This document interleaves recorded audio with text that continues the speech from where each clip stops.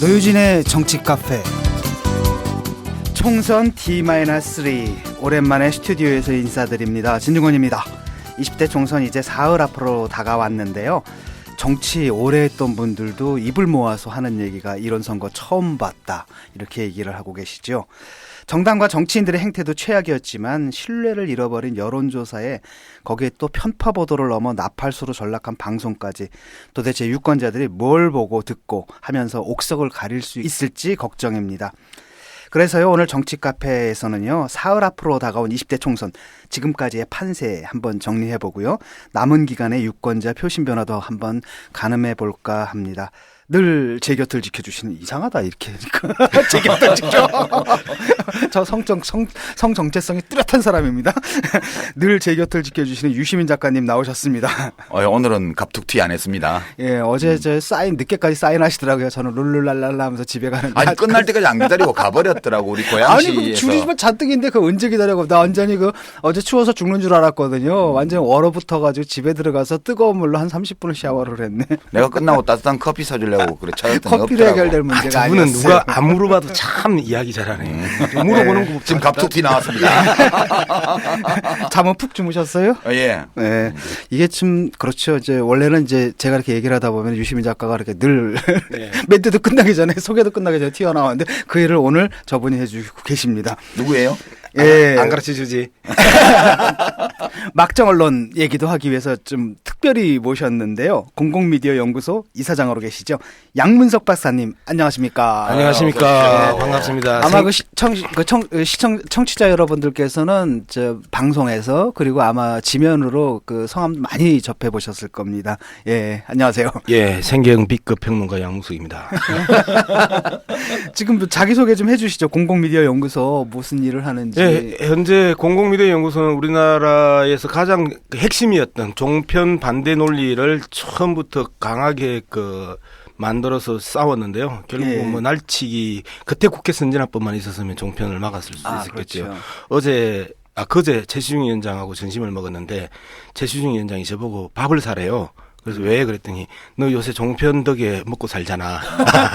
나 아니었으면 너 직업 없었을 거야 라고 이야기했는데, 어쨌든 공공미디어 연구소는 그 진보적인 방송 정책 그다음에 통신 정책을 생산해내는 이론 기지다라고 보시면 되고요.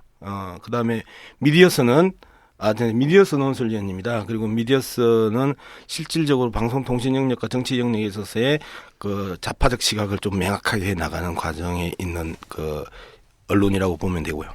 예. 우리 양 박사님은 예전에 그 MB 정부 시절인 거 야당 추천 몫으로 했던 방송통신위원회 위원. 예. 예. 한 4년 정도 소위 말하는 벼슬을 하셨네. 차관을 4년을 해먹었는데 여전히 생계형으로 그 현장을 뛰고 있습니다. 저는 장관까지 했어도 생계형 문필가로. 그 집은 가만히 있으면 그 돈 들어오잖아요. 돈. 저작권료 이런 거. 가만히 있어도 어떻게 저작권료가 들어와? 책을 써야 저작권료. 아니 뭐 두 분은 가만히 있으면 먹고 사는데 왜 그래? 우리는 연금도 없는데. 아니, 저는 이분은 저 판매 부스가요. 제 책 판매 부스에다 공이 하나 더 붙어요. 그러니까 저랑 같은 급으로 저야말로 생계형입니다. 예. 많이 팔리는 책이라고 꼭 훌륭한 건 아니에요. 예, 저 훌륭하지 않아도 좋으니까 많이 팔렸으면 좋겠어요. 출판 문화의 꽃은 읽는 것이 아니고 사는 데 있는 거라고. 독서 문화에서 핵심은 바로 그렇죠. 독서를 구입하는 데 요새는 있는 겁니다. 독서할 시간이 없어요. 왜 그러냐면 정치가 이렇게 드라마틱한데 무슨 그 인쇄 매체를 보고 있어요. 그냥 영상 매체 보고 하면 오늘 다 다르고 내일 다른 반전의 반전을 거듭하는 정치 드라마, 이게 막장 드라마인지 어떤 드라마인지 상관없이 재밌잖아요. 아니에요. 그런데 그런 책들 난 왜 두 분 책을 읽는지 이런 분들 독자들이 때문에 지금 책이 안 팔려. 아니 그게 막장 드라마가 새로운 것 같지만 새로운 게 아니에요. 수천 년 동안 반복되어 온 거예요. 그래서 그 많은 변화에도 불구하고 본질적으로 변함없는 우리 삶과 역사와 인간의 본질 이런 거 탐색하는 책을 쓰면 그러니까 우리가 사극을 봐도 맨날 사도세자 관련된 사극들이, 장희빈 관련된 사극들이 계속 되풀이 되더라도 재밌잖아요. 그게 시대마다. 예, 끊겠습니다. 이 두 분 막 싸우느라고. 우리 정치카페 역사상 가장 만만찮은 손님이 오셨어 지금. 예, 그리고 또 한 분 모셨습니다. 아주 어렵게 모셨는데요. 굳이 소개가 필요 없는 분이죠. 우리 봉도사님 나오셨습니다. 안녕하세요. 예, 안녕하세요. 정봉주입니다. 예. 진짜 좋겠다. 나는 내가 좀 넣어주라고 했었는데 들어왔는데 이분은 아주 어렵게 모셨네. 예. 아니 그리고 나는 좀 여기, 끼워달라고 계속해서 PD한테 그 액을 복골했는데 여기 또 오시는 절차도 상당히 복잡했어요 그동안에. 원래 지난주에 나오시려고 했나? 예. 그랬죠. 그거 어떻게 된 겁니까? 재판 받으러 가느라고 못 온다고. 지난주에는 공적인 일이 있었고 예. 재판 등등. 예. 예. 그러니까 대추나무 연결이 그리고 됐지, 성사가. 지난주는 한참 오다가 예. 아니라고. PD한테 전화했더니 다음 주입니다. 지금 우리가 현장에서 그 얘기도 그 얼마나 예. 웃었는지. 아니 근데 지난주에는 정말 제가 미안해갖고 일찍 왔다면서. 10시 한 5분 전에 늦는다고 전화했더니 PD가 더 미안한 목소리로 의원님 다음 주입니다. 아니 의자 하나만 더 넣으면 되는데 그 PD가 참 유도리가 없네요. 아니 그때 우리가 딴 데 나가 있었죠. 아마. 그렇죠. 쭉 나가 있었어요. 출장 나가 있었죠. 출장 서비스 많이 하셨어요? 예. 우리가 지금 어디 익산 갔죠. 또 예, 저 창원, 창원 갈지. 예, 고향 갔지. 고향 갈지. 이제 또 뭐 오늘은 또 저 수원 수원정. 가야 되고 내일은 또 안양 가야 되고. 예. 저는 거기다 하나 더 해. 용인도가 지금 거기, 창원. 거기 왜 가? 거긴 다 될 것 같은데도 그래도 그냥 뭐지? 예, 연대차 갑니다. 네. 예, 그러면요. 지금 오늘 이거 좀 초장부터 이게 분위기가 만만치 않을 것 같죠? 여러분 기대해 주시고요. 잠시 전하는 말씀 듣고 와서 이야기 시작하겠습니다. 침대는 고민입니다. 고민을 넣어주는 친구 쇼한 침대 편안한 저자리의 친구 쇼한 침대 머리부터 발끝까지 너무나 어긋난 느낌 오늘부터 내 친구 쇼한 침대 잘 부탁해. 나 집 밖에 쓰이네. 잘 부탁해. 어색자의 쇼의 침대. 침대의 고민. 딴지마켓에서 해결하세요. 영화 숙취의 소재 잔혹사 중에서 야이 폭탄주야! 네가 그렇게 알코올 도수가 높아? 회식 자리로 따라와. 이 술 마시면 개 되는 놈이 어디서 헛개 음료 좀 사놨냐? 0.5% 들은 거? 숙취해소 성분 적은 것들은 빠져. 술술 풀리고로 바꿨다 이것들아. 우와 자연 유래의 화인빛 도분말이 48%? 특허까지 있는데? 술술 풀리고 대한민국 술자리 다 먹고 하라 그래. 딴지마켓에서 최저가 판매 중인 술술 풀리고가 숙취 소재 잔혹사를 끝내드립니다. 문제입니다. 이어지는 대화를 듣고 답해주세요. 부동산 사이트 보고 빌라를 보러 갔는데 허위 매물이더라고요. 제가 본 빌라는 싸고 좋았는데요. 알고 보니 불법 건축물이더라고요. 큰일 날 뻔했어요. 친구는 미혼이고 저는 애가 있는데도 같은 빌라를 소개해주는 거예요. 구매자의 상황을 고려하지 않았어요. 자, 신축 빌라를 분양받을 때 피해를 보지 않으려면 어디로 가야 할까요? 정답! 빌라 상담센터요. 정답입니다. 신축 빌라 중개업체 허위 매물, 불법 구조물, 수요자를 고려하지 않은 매물 추천에 지치셨다면 허위 매물 보상 제도가 있는 빌라 상담센터로 오십시오. 전문가의 사전 상담과 무료 투어를 통해 내 집 마련을 도와드립니다. 인터넷에서 빌라 상담센터를 검색해보세요. 예, 우선 어제 나온 가장 큰 뉴스 정리하면서 이야기 시작해 볼까 합니다. 어떤 뉴스냐면 뭐 다들 아시겠죠? 문재인 대표가 전 대표죠. 광주를 방문했는데요. 총선까지 남은 사흘 동안 어쩌면 가장 큰 변수가 될 사건이라고 볼 수도 있을 것 같습니다. 근데 왜 이렇게 늦었을까? 그 현장 분위기를 보니까 뭐 마뜩치 않아 하는 분들도 더러 계시지만 많은 분들이 왜 이제 왔느냐 이렇게 말씀을 하시던데. 아니, 그거야 오기를 바라는 분들이 거기 모였으니까 그렇지. 네. 말리는 사람이 참 많아서 늦었다라고 하셨습니다. 이게 어떻게 된 일인지 한번 짚어보고요. 또 이번 방문이 그 사흘 뒤 총선에서 어떤 결과로 나타날지 초미의 관심사가 되고 있습니다. 누구죠? 그 박지원 의원은 뭐 역효과를 낼 것이다. 이미 뭐 광주의 민심은 돌아섰다. 희망사항. 이렇게 말씀을 하셨지만 어떻게 될지는 모르는 것 같습니다.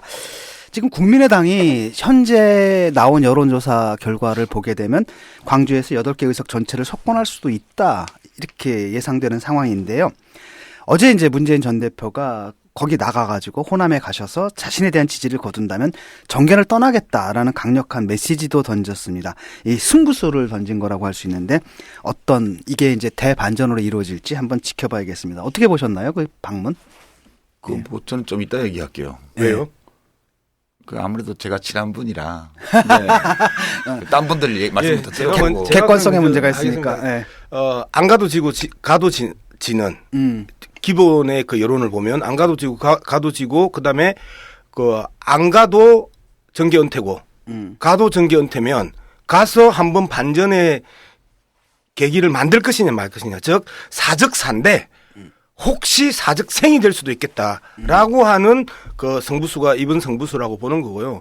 기본적으로 핵심적인 두 개를 던진 거 아니에요. 대권 불출마와 그다음에 당권 그 불개입 요 두 개를 던지면서 실질적으로 호남 민심을 뒤집어 엎을 수 있는 새로운 그 판을 흔드는 과정이었다라고 보는 거거든요.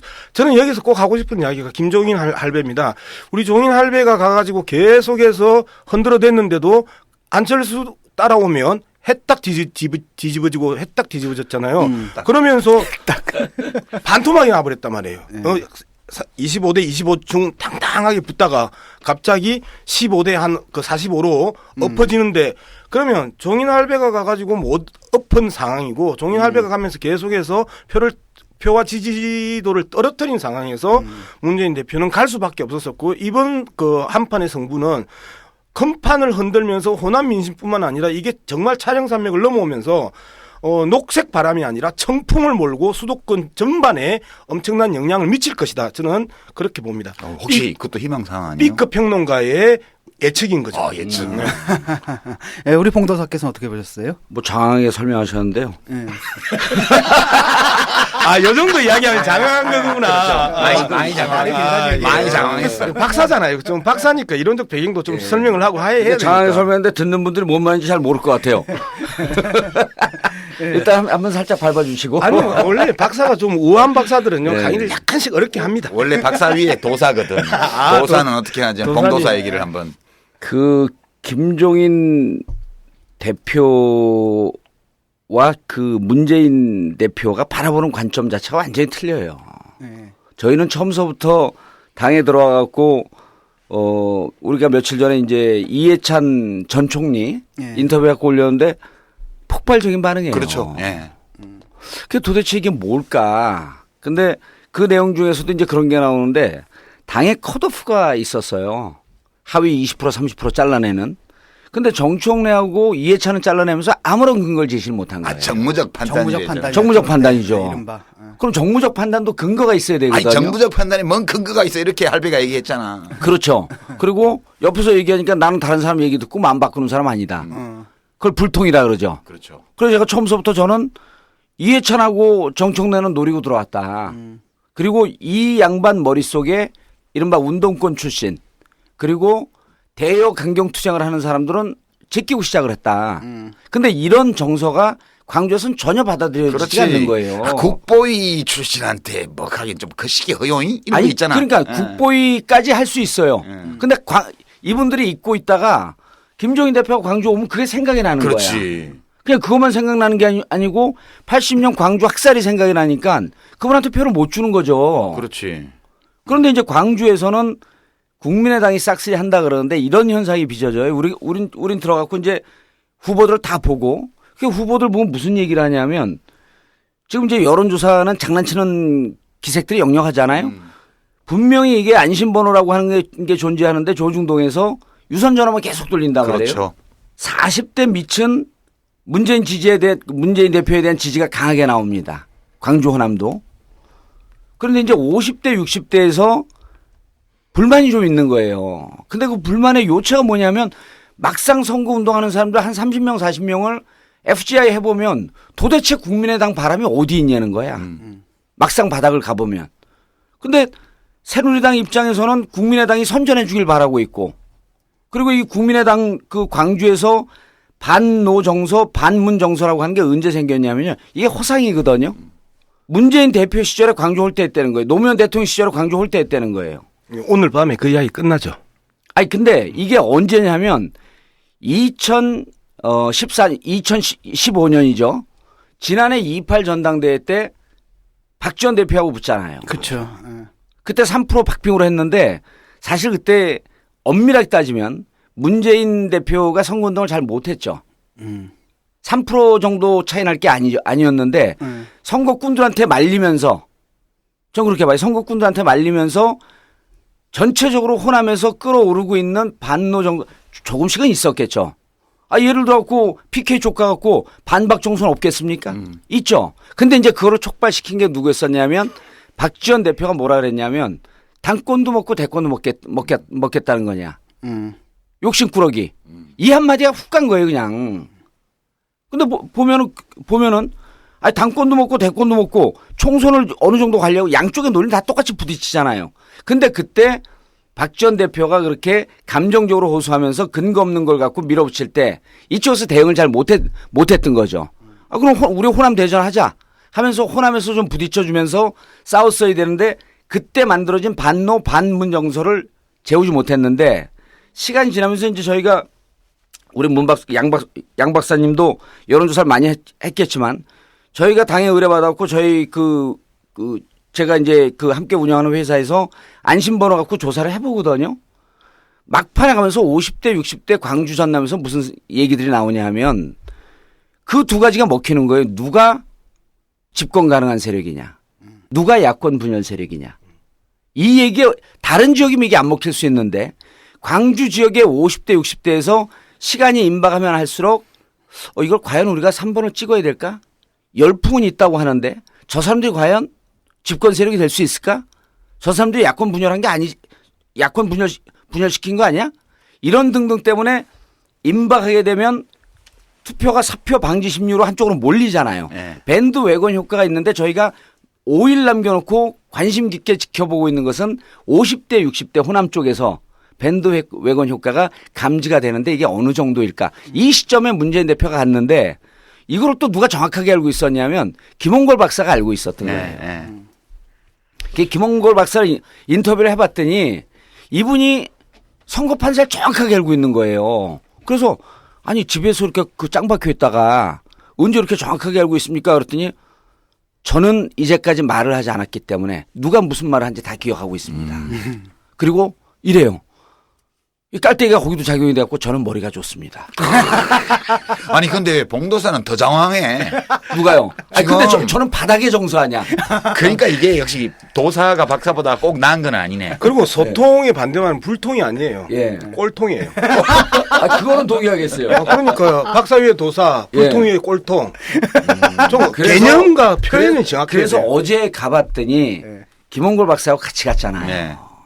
김홍걸 박사는 5일 남겨두고 50대 60대 넘어오지 않으면 심지어는 사석에서 이건 안 넘어올 수가 없습니다. 광주 전남을 그렇게 분열시킨 세력이 그분들에게 표가 갈까?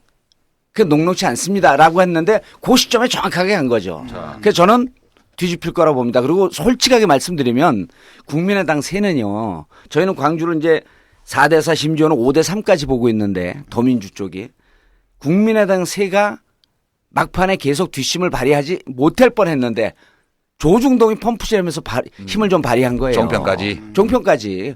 종편에 유망주인데 국민의당이. 그리고 김무성 대표가 꼭 당선시키라는 덕담까지 해주고. 그러면 보세요. 그 노원병 가갖고 이준석 손을 들면서 자 우리 안철수 의원을 당선시켜 주시기 바랍니다. 본심이 어디 있겠냐고. 그리고 뭐 박근혜 전 대통령 표현도 썼대요. 쟤는. 그건 모르겠어. 저 묻존하고 별로 친하지 않아서 그 사람. 근데 이제 두 분 말씀에 대체적으로 저도 뭐 공감은 하는데 저는 어제 그 발표문 그걸 보니까 내용이 세 가지예요. 발표문의 내용이 정확히. 첫 번째는 호남이 지지를 거두면 대선 불출마 정기 은퇴하겠다. 근데 여기에는 지지를 거둔다는 것을 우리가 어떻게 알 수 있지? 그러니까 선거 결과가 어디까지 나타나면 어느 정도로 나타나면 호남이 지지를 거둔 걸로 우리가 해석해야 될까 이런 의문을 이제 바로 불러일으켰는데 그거에 대해서는 아직 구체적인 얘기가 없어요. 다만 우리가 상식적으로 판단할 때 호남이 문재인과 더민주에 대한 지지 그러니까 반문재인 정서 때문에 더민주에 대한 지지를 거두었다는 판단이 누구에게나 인정될 수 있는 정도의 상황이 되면 이제 정기 은퇴하겠다는 거예요. 이게 첫 번째 내용이고요. 이제 두 번째는 자기는 그 당권 개입 안 하겠다. 예. 그러니까 자기는 국회의원도 아니고 뭐 당대표 출마할 것도 아니고 당권에 개입도 안 하겠다. 당 운영에도 개입 안 하겠다. 이게 두 번째 내용이에요. 이게 아까 봉도사 얘기하신 대권도 먹고 당권도 먹는다 여기에서 둘 다 버릴 수 있다. 예. 이렇게 표현한 거니까 좀 뒤늦었지만 그렇죠. 그 대응이에요. 1년 동안 그 누적되어 있던 그 호남의 그 반감, 네. 섭섭함 이거에 대해서 정면으로 얘기한 거죠. 그 원천에 예. 대해서 이제 자기 입장을 밝힌 거예요. 세 번째 내용은 나는 이게 더 사실은 와닿았어요 나한테. 나도 약간 겪어본 거여서 그런지 모르겠는데 나를 심판해도 좋다. 응? 받아들이겠다 그거는. 기쁜 마음으로 받아들일 수 있다. 그런데 그 심판의 이유가 호남 홀대, 호남 차별이라고 말한다면 이거는 나는 못 받아들인다 이거는. 이거는 무슨 정치적인 어떤 공방을 넘어서서 내 인생을 부정하는 거고 모욕하는 거다. 이게 굉장히 인간적인 거예요 이게. 그러니까 그 소위 반노 반문 정서가 있을 수 있는데 그 근거가 호남 홀대론이라는 건 난 인정 못 하겠다 이거는. 이거 나는 인정 못 하고 뭐 이런 이유로 나를 심판한다면 나는 떠나겠다. 예. 그래 이거는 아니다. 이 점을 확실히 한 거예요. 그 세 가지라고 보고요. 저는 앞에 두 개는 약간 공학적인 면이 들어있는 반면 이 세 번째 것은 매우 인간적인 거라고 예. 봐요. 문재인의 캐릭터, 자기 삶의 원칙 뭐 이런 거. 문재인의 삶의 원칙, 그 사람의 어떤 자존심 예. 최소한의 이거를 드러낸 거라고 봐요. 아주 사적인 어떤 영역에 있는 감정까지. 그래서 이 세 가지를 얘기를 한 거고 이 세 번째 측면 이거를 이 호남 유권자들이 어떻게 받아들이냐에 예. 따라서 앞에 두 가지에 대한 태도에 영향을 줄 거다. 그렇게 봐서 어느 정도일지는 모르겠으나 반전의 어떤 흐름을 반전시키는 계기가 될 수도 있을 것 같다. 그런 정도. 저는 그 세 번째 얘기를 들으면서 다른 사람이면 별로 설득력이 없는데 유 작가님이 하니까 무척 설득력이 있어요. 그래요? 왜냐하면 노무현 정권 때 호남 홀대론의 한 축에 또 서 있었던 분이거든.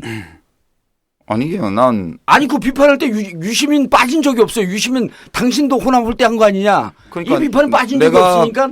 내가 경상도 출신이라고 갖고 그러는데. 예. 아니 그런 비판 받아봤죠. 비판이 아니지. 그거는 비방이지. 비방이었어요? 그 비방인데 막 자기의 감정을 막 나오는 것 같아. 그렇지. 공감이. 내가 문재인 대표 어제 발표문을 보면서 인간적으로 가장 깊이 공감한 대목은 그 대목이었어요. 나보고 영패주의라고 그러잖아 그분들이. 국민의당 간분들이 나보고 영남 패권주의자라고 많이 그랬어요. 개뿔 무슨 내가 패권주의자야. 내가 언제 패권을 부린 적이 있어. 아니 지금은 정패주의자지요. 정치카페 패권주의자. 우리는 그냥 정보 서비스를 할 따름이에요. 아니 저 얘기가 같이 당을 해본 사람들한테는 그리고 가까이서 잃은 거거든요. 호남 출신 의원들이 유시민 옆에서 정말 유시민과 함께 손을 잡고 축구를 했다든지 축구장도 한번 가보고 옆에서 농담이라도 해봤든지 이러면 평상시에 인간적인 느낌이 있거든요. 한 번도 그런 걸 겪어보지 않고 저 인간은 호남 홀대 앞장섰다. 이러고 마녀 사냥을 했던 거거든. 주인공이 지금 유시민. 아니, 그러니까 유시민. 싸가지가 없으니까 당연히 그렇지. 그렇지. 아니, 싸가지가 없는데. 그 점은 있어. 아니, 옳은 말도 싸가지 없게 한다 이런 말을 들었는데. 뭐 좀 싸가지 없이. 반성을 좀 하세요. 네, 싸가지 없이 얘기한 건데 여러 번 인정했어. 근데 그거는 싸가지 없다고 욕을 해야지. 왜 호남 홀대를 끄집어내냐고. 아니, 근데 이제 문제는 싸가지 없는 건 집의 담론이고, 예? 그리고 사과인 거는 그걸 갖다 희석시킬 수 있는 어떤 그 역할도 못했다라는 거 아니에요? 내가 주제가 아니니까. 문 대표는 싸가지 없는 사람 아니잖아. 나는 문 대표의 그 세 번째 진정성 있는 자기 감정을 표출한 게 힘을 받으려면 유시민 작가가 5.18 묘역 갖고 무릎 꿇고 나도 잘못했습니다 갖고 같이 해주면 내가 뭐 잘못한 게 있었어? 나는 해마다 가고 우리 매주 그렇게 이야기하면 싸가지 없다는 소리 쳐놓는다니까. 우리 팬클럽에서 지금 몇 년째 매주 꽃바구니를 보내고 있어요. 텔레비전에 안 나오잖아요. 신문에 안 나오고. 팬클럽이 남아있나? 그럼. 자, 3만 명. 자, 근데 요번에 그 문재인 대표가 상당히 좀 늦게 갔거든요. 근데 제가 듣자 하니까 그 당에서 말렸다 그러거든요. 못 가게 막았다고. 그러는데 도대체 누가 말린 거예요? 그거는 봉도사가 알겠지. 김종인 대표도. 아까 그랬잖아요. 제가 처음서부터 이분들의 생각과 문재인 대표의 생각은 완전히 틀린 거예요. DNA 구조 자체가 틀려요. 달라. 완전히 틀려요. 그러니까 이철희 씨도 저는 좀 생각이 틀린 게 아니라 예. 기본적인 그 여론조사에 대한 최소한의 분석 능력의 부재라고 보는 거예요.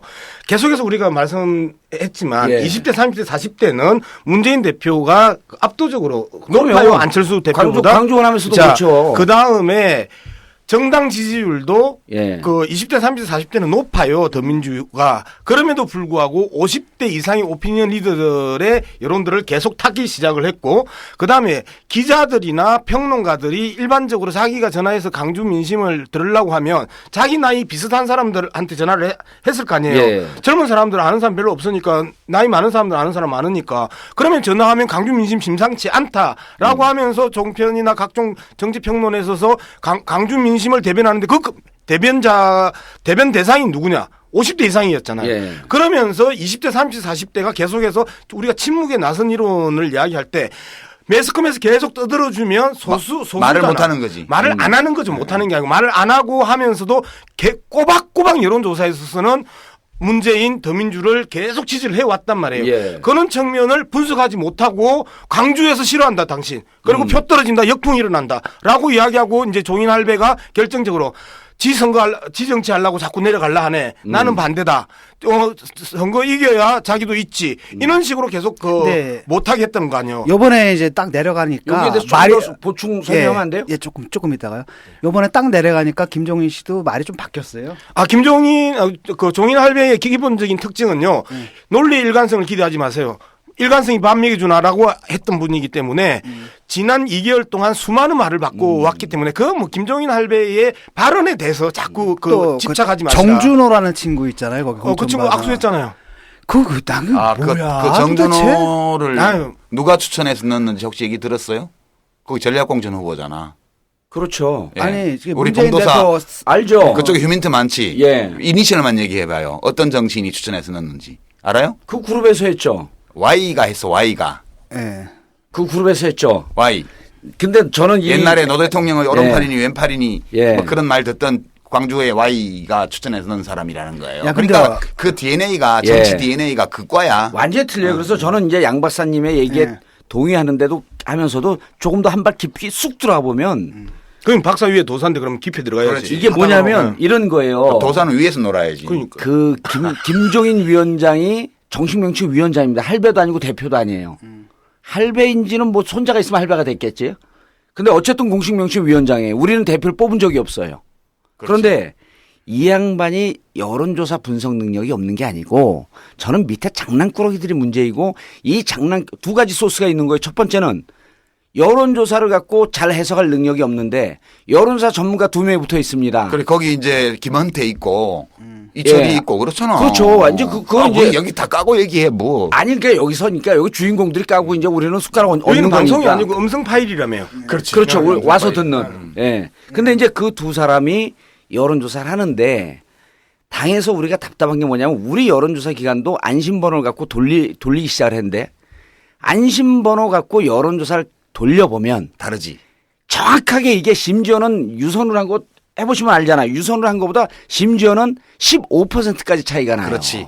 그러면 두 자리 차이. 그렇죠. 그러면 광주의 민심이 어떤가라고 하는 것을 갖고 유선으로 나오는데 그럼 우리가 갖고 있는 안심번호 갖고 정확하게는 원래는 무선은 60%쯤은 넣어줘야 돼요. 근데 요즘 보면 무선을 20%만 넣는데도 여론조사 결과가 확 뒤집힙니다. 네. 패널 데이터 15% 20%만 넣어도 달라요. 그러면 그것만 넣어도 완전히 틀려지죠. 그런데 자, 이 유선 전화 갖고 조사한 근거, 그럼 무선 어떻게 되냐로 그걸 갖고 살짝 기존에 나와 있는 데이터에다가 마사지. 조금만 정비해 갖고 올려주면 여전히 지는 거거든요. 그다음 또 하나는 뭐냐면 이렇게 갖고 밑에서 데이터를 갖고 정확하게 보고할 사람들이 정확하게 보고가 안 들어가는 것으로 보이고 또 하나는 이분들의 주 정보 보고를 받지 않습니까? 주 소스가 조선동아예요. 그러니까 아니 그건 김한결 대표 때부터도 우리가 계속 비판했던 거 아니에요? 그러니까 우리 제발 전국구 정치 카페 이런 걸 들으면서 분석을 해야지. 아니 이것까지 기대 안 해.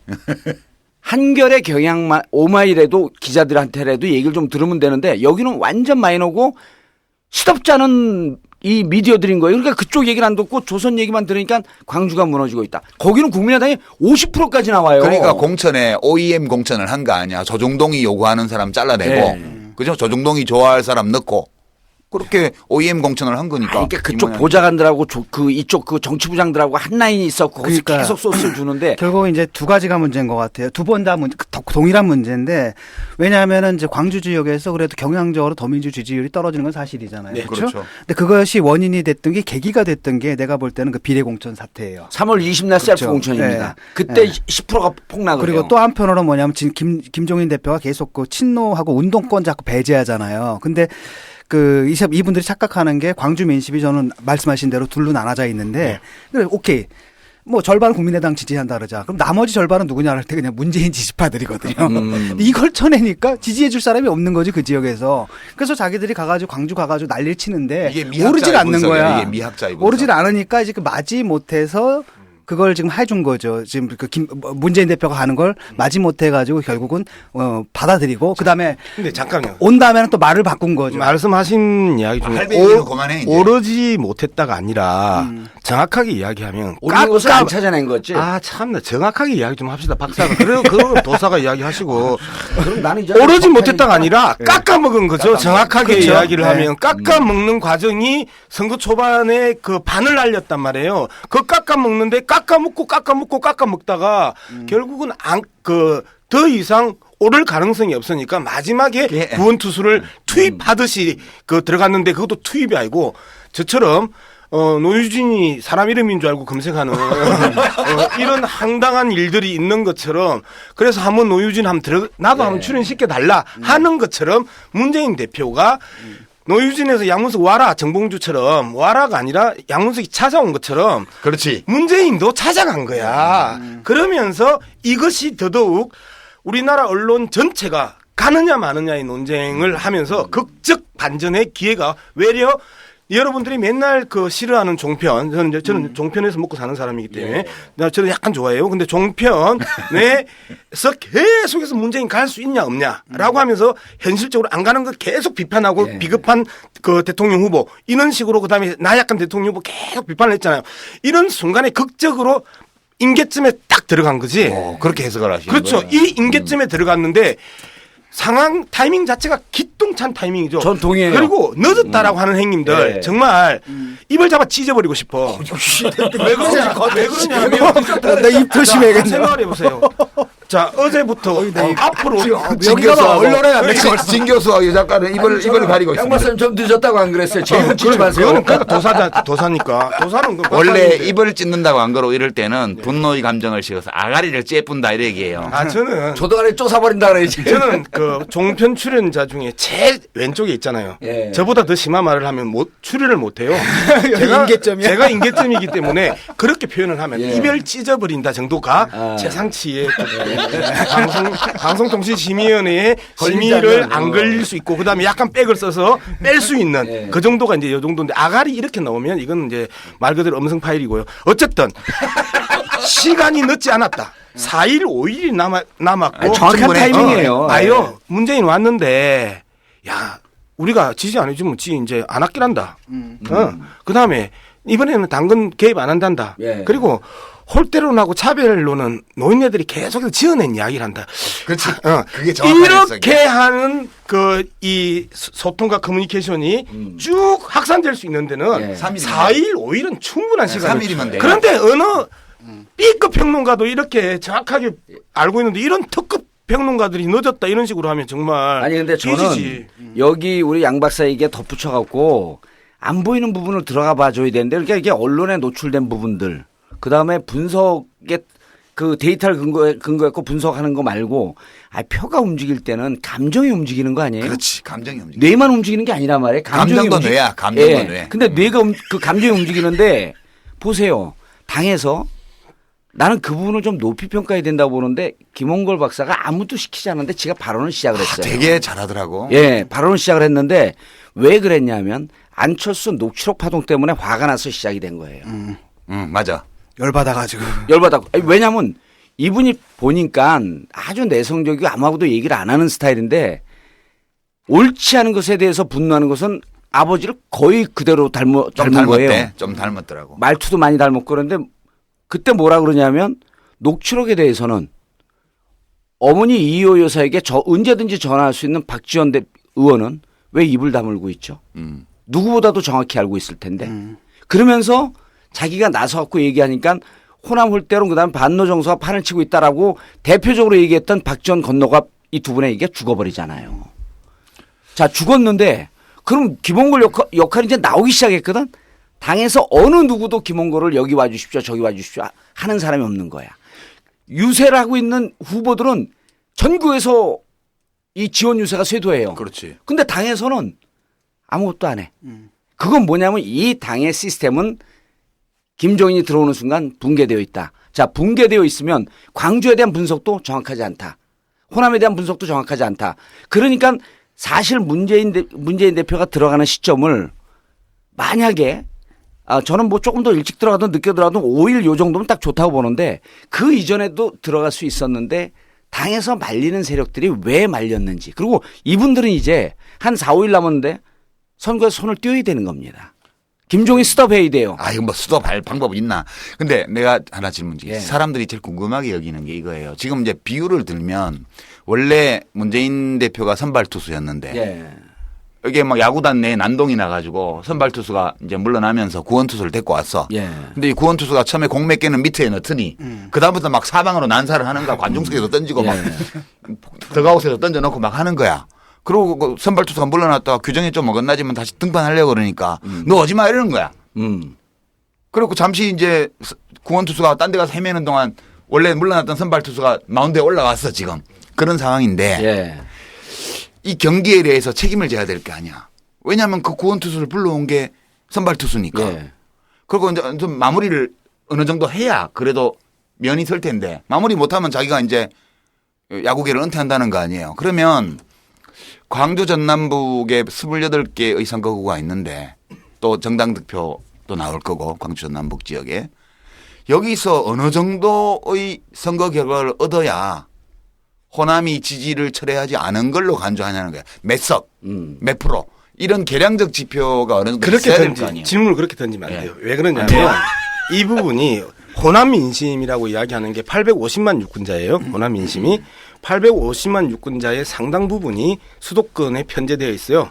그렇죠? 그러면 현실적으로 호남 민심이 아까 제가 말씀드렸던 것처럼 청풍이 차량 산맥을 넘어오는 과정에 있어서 앞으로 5일 동안에 호남 민심 전체가 흔들릴 거란 말이에요. 그리고 사표 방지 심리나 그다음에 문재인이 위험하네. 라는 또 이런 그 콘크리트 15%가 있잖아요.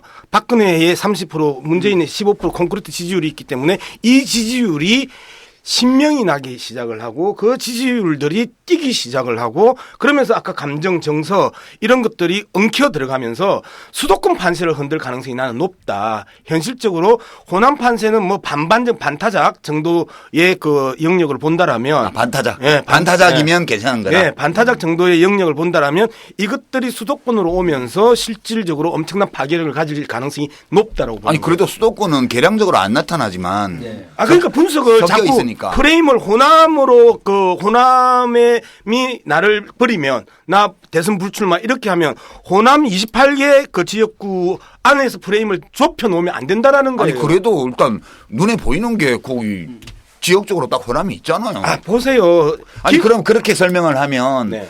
호남 28개 중에 반할 자신이 없나 보다. 그렇게 받아들일 것 같아 사람들이.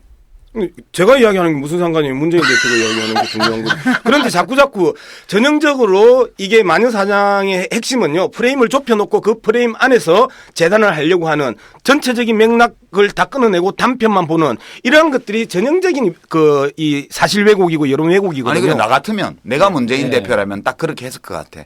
여기도 반도 못 얻으면 지지 철회한 것으로 간주하고 나 정기 은퇴하겠습니다. 얼마 안 되나? 근데 이제 이렇게 문재인 대표도 알고 광주 그 시민들도 알고 호남 도민들도 다 압니다. 어느 정도 숫자인지. 그렇지. 저는 이제 그 말씀드리기 전에 구도를 먼저 좀 봐야 되는데 쭉 이렇게 돌아보면 여론조사 흐름도 그렇고 전체적인 감정의 흐름도 그렇고 한 3일 상간으로 이 지역의 분위기가 바뀌어요. 3일 상간으로. 광주가 진원지입니다. 근데 광주가 분위기가 조금이라도 바뀌면 그게 하루 이틀 사이에 전남으로 퍼지고 근데 전남으로 퍼진 게 또 하루 이틀 사이에 전북으로 퍼집니다. 수도권으로 올라오고. 근데 그거는 수도권에 올라오는 건 동시작용이에요. 동시에. 그러니까 미디어를 통해서. 광주에 있는 사람들이 그리고 요즘 이제 SNS가 더 세니까 광주에서 분위기가 조금 바뀌면 수도권에는 바로바로 영향을 주는데 전남으로 내려가는 거는 시골이라. 예, 한 하루 이틀. 또 전북으로 올라온 거 하루 이틀. 그러니까 광주 민심뿐만 아니라 전남 민심 그다음에 전북 민심까지 같이 보면 아 이게 어떻게 작동하는 것인가 하는 게 보이는데 처음에 저희가 조사할 때는 보니까 국민의당이 한 12석쯤 나왔어요. 28개 중에. 예. 12석쯤 나왔는데 김종인 위원장이 가면서 이쪽에 이제 그 조중동에서 펌핑하고 펌프질하고 그럴 때 그러면서 이제 흔들리니까 어떻게 나오냐면 16대 12로 역전이 되더라고요. 16대 12로. 3번이 16. 그렇죠. 3번이 16, 2번이 12. 이렇게 역전이 되는데 요게 이제 우리가 보는 밴드웨건 효과 그러니까 그 사표 방지 심리 효과가 작동되기 이전이에요. 근데 그게 4월 4일, 6일 리얼미터 조사한 것하고 비교해봐도 유사하게 나오더라고. 그래서 저는 반타작으로 하게 되면 양쪽 다 수긍하기가 좀 찜찜한 그런 계량이 나올 것 같고 적어도 더민주가 15석 정도가 돼야지. 하나라도 많아야 된다. 예. 근데 15대 13. 15대 12. 그리고 이제 뭐 한석은 이제 왔다 갔다 할 수 있으니까 그래서 양쪽이 분명한 걸 15대 12 정도로 보고 한석이라도 많아야 된다. 그렇죠. 더민주가. 근데 처음에 여론조사 했을 때 15석 나온 걸 알고 있거든 당에서 다. 요쯤 되는 숫자가 나와 있는데 지금 어쨌든 12로 밀렸어요. 근데 그래서 요거가 넘어가서 한 15 정도 혹은 15대 13이나 16대 12쯤 돼야지 선전한 거다. 하나라도 많아야 예, 된다. 이거는 이제 저때 측정이 됐던 거거든요. 그러니까 3월 20일 셀프 공천 이전에. 그때 화병만 하면 되는 거죠. 예. 그런데 만약에 거기에 실패할 경우 이제 예. 어떤 일이 벌어지냐는 거죠. 예를 들어 가지고 국민의당이 이제 뭐죠 호남 지역에서 다수를 차지하고 심지어는 이제 안철수 대표가 공언하듯이 뭐 20석 이상 아니 전석 석권, 전석 석권이 힘들다고 보지만 20석까지 막 석권을 하게 되는 일이 벌어진다면 그럼 문재인 대표가 없으세요. 정계 불출마하고 저 대선 불출마 정계 은퇴해야지. 은퇴하죠. 야, 그러면 이제 뭐. 더민주는 어떻게 되는 거예요? 더민주는 이제 순한맛 새누리당이 되는 거지 진짜. 개판되는 건가? 개판이 아니고 아니, 순한맛 근데 이제 아니 누군가 원했듯이 2017년 그 헌납하는 거죠. 더민주는요 대안이 아직 있잖아요. 누가 있어요? 기본적으로 뭐 김부겸 선수가 살아올 김부겸 가능성이 있고 그다음에 이제 뭐 밖에서 계속해서 이 장애로 항상 후보 선수로 안희정 씨. 있는 안희정, 박원순 정도 있는데 박원순. 제가 보기에는 손학규 선수의 그 빠른 하산이 또 일어날 수 있을 것이고 그다음에 김부겸 선수의 그 전면 그 등장이 있을 수도 있고 해서 문재인 선수가 이번에 구원투수에서 그 실패하면 이 다른 선수들은 여전히 있다. 근데 문제는 뭐냐면요. 문재인 선수가 실패한다라는 것은 180석 간다는 것이고요. 국회 선진화법 깨진다라는 것이고 날치기의 일상화 제도화가 된다라는 것이고요. 그다음에 내각제 개헌 저지선이 순식간에 무너지면서 우리나라는 말 그대로 지역 토들이 장악하고 있는 TK당, PK당, 호남당, 충청당 이렇게 사분할될 가능성이 아주 높다라는 측면에서 너무 종말론적인 예언이다. 아니 종말론적인 예언이 아니라 현실적으로 문재인 선수의 강판은 그러한 그 결과를 가져올 가능성이 아주 높다라는 게 지금 심각한 문제인 거죠. 이거 삼국 시대가 되는 건데 사국 시대죠. 사국 시대. 뭐 새누리당도 PK, TK로 찢어지지 않겠어요? 가끔가다 진짜 그 지역주의 뭐 이런 거 나오면은 난 뭐 무슨 생각이 드냐면은 우리도 독립국가 연합하자. 그냥 경상민국, 호남민국, 충청민국 해가지고 소리 하지 말고 TK 공국해서 외교와 안보권만 같이 공유하고 나머지는 알아서 니들 뽑아라. 자, 독일 시스템이 저는 이렇게 봐요. 저는 하여튼 봉도사 말대로 이제 과반수 호남에서 한석이라도 많은 거 그게 안 되면 문재인 씨가 정계 은퇴를 할 수밖에 없을 거라고 봐요. 할 수밖에 없다 이렇게 보고요. 그렇게 되면 정계 은퇴 안 하고 또 무슨 논리로 이렇게 뭉개서 가더라도 힘받기 어렵다고 저는 생각을 해요. 힘받기 어렵죠. 그러니까 이제 유권자들은 호남 28개 중에 15개 이상 더민주가 못 받으면 문재인 씨는 정치를 떠난다고 보셔야 될 것 같아요. 그 점은 우선 좀 그런 위기감을 가져줘야지 되는 거죠. 이게. 실제로 그렇게 될 거라고 봐요. 저는 그렇게 될 수밖에 없다고 봐요. 그게. 그리고 그게 뭐 그렇게 나쁜 일이냐. 저는 그렇게 안 봐요. 뭐 그럴 수도 있지. 뭐 그것도 선택인데 이미 예고된 거니까 선택인데 이렇게 보고요. 그다음에 뭐 그렇다고 해서 그러면 국회 선진화법 그 180석을 넘기냐. 또 그것도 아니라고 봐요. 그거는 지금 호남은 제로섬 게임이죠. 여야 관계로 보면. 그 더민주가 못 먹으면 국민의당이 먹는 거고 그런 거고요. 근데 문제는 그렇게 될 경우에 그 더민주의 대통령 후보가 누가 되냐는 문제보다 더 중요한 거는 야권이 항구적인 양당 체제로 그러니까 호남 자민련 말하자면 호남당 하나에 그다음에 이제 중도개혁 성향의 그 제1야당 이렇게 항구적으로 고착될 가능성이 많다는 거. 정치지형 자체가 일시적으로 선거를 앞두고 어떤 특정한 정치인의 뭐 대권 도전 의사 때문에 이렇게 되는 게 아니고 항구적으로 이렇게 고착될 가능성이 크다는 거예요. 이렇게 되면 이것이 몰고 오게 될 문제가 사실은 문재인이라는 특정 개인의 대권 도전 여부보다 더 중대한 한국 정치에 대한 그렇죠. 영향을 미치는 게 아닌가 이런 것 때문에 솔직히 좀 나는 내 개인적인 소망을 얘기하자면 3번 당은 좀 망했으면 좋겠어. 2번 당을 좋아해서 그런 게 아니고 이게 좀 끔찍한 거예요. 저는 겨우겨우 지역구도가 완화되는 쪽으로 왔는데 이게 뭐냐고. 현실적으로 그래서 저는 지역당 다당제가 가고 그다음에 정의당 같은 이념 정당이 한두 개 나오고 하면 결국은 내각제로 갈 수밖에 없어요. 거기까지는 우리가 다음번에 한번 다시 모셔가지고. 근데 이제 저는 이 유권자들이 지금 선택을 앞두고 있는 거 아니에요. 그리고 이게 우리가 거대 담론과 너무 이 복잡하게 들어가게 되면 유권자들 선택이 어려워지는데 저는 두 가지 계속 그 강조했던 거 두 가지만 좀 봤으면 좋겠어요. 안철수 의원이 절대 야권 단일화 없다.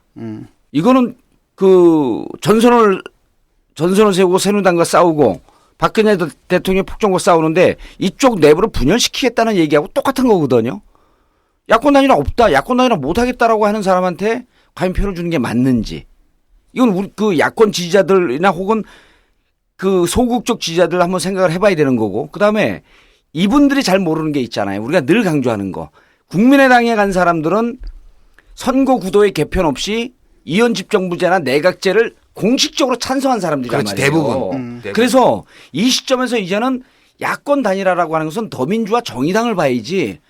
그것도 끝났어. 아니, 끝났죠 이제. 그리고 처음부터 이 프레임을 제대로 그러니까 저는 더민주 내부에 있는 많은 의원들에게 불만이 있는 게 뭐냐면 자 야권 단일화하면서 김종인 위원장의 포인트는 국민의당에만 가 있었잖아요. 그렇지. 그럴 때 영상강변투. 그럴 때 제가 비례대표들한테도 여러 차례 얘기했는데 국민의당은 범여권 세력이다. 향후 정치 야권에 있다가 더민주에 있다가 나갔기 때문에 야권처럼 보이지만 향후 정치적 지향을 어디로 보고 있느냐. 범여권에 속한. 범여권에 속해 있는 거죠. 그래서 이분들에게 범여권에 속해 있는 사람들을 야권이다. 그리고 이분들은 선거가 끝나서 다시 국회의원 배지를 달게 되면 새누리당이 주장하는 선거구제 개편 없이 이원 집정부제나 내각제 개헌으로 가는데 동의하는 사람이 어떻게 야권이 될 수 있냐는 거예요. 그러면 야권을 지지하는 사람은 내 표가 자칫 잘못 가게 되면 이건 야권이 아니라 여권을 찍는 표가 되는데 그런 판단을 해줘야 되는 거죠. 봉도사는 더민주 당원이에요? 아니죠. 당원이 될 수 없죠. 될 수 없죠. 지금 예. 법대로 정신적으로는 더민주 당원이죠. 그렇죠. 영어는 정신적 더민주 당원의 해석이었어요. 그렇죠. 예. 정의당 평당원의 해석은 좀 달라. 예. 근데 요 얘기 이제 마지막으로 딱 그 접근주 다음 얘기로 넘어가기 전에 내가 좀 궁금한 게 있는데 이런 거예요. 예컨대 문재인 대표가 아웃이 됐을 때 그 고정 지지층 있잖아요. 15%. 그 사람들 어디로 가냐는 말이에요. 이 사람들은 김부겸 지지하지도 않고요.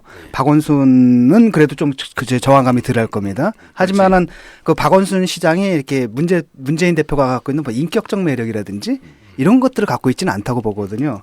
안희정 씨는 아직은 어린 것 같고라고 했을 때 이 표심들이 그다음 봤잖아. 자기 대표가 정말 부당하게 날아가는 걸 봤잖아.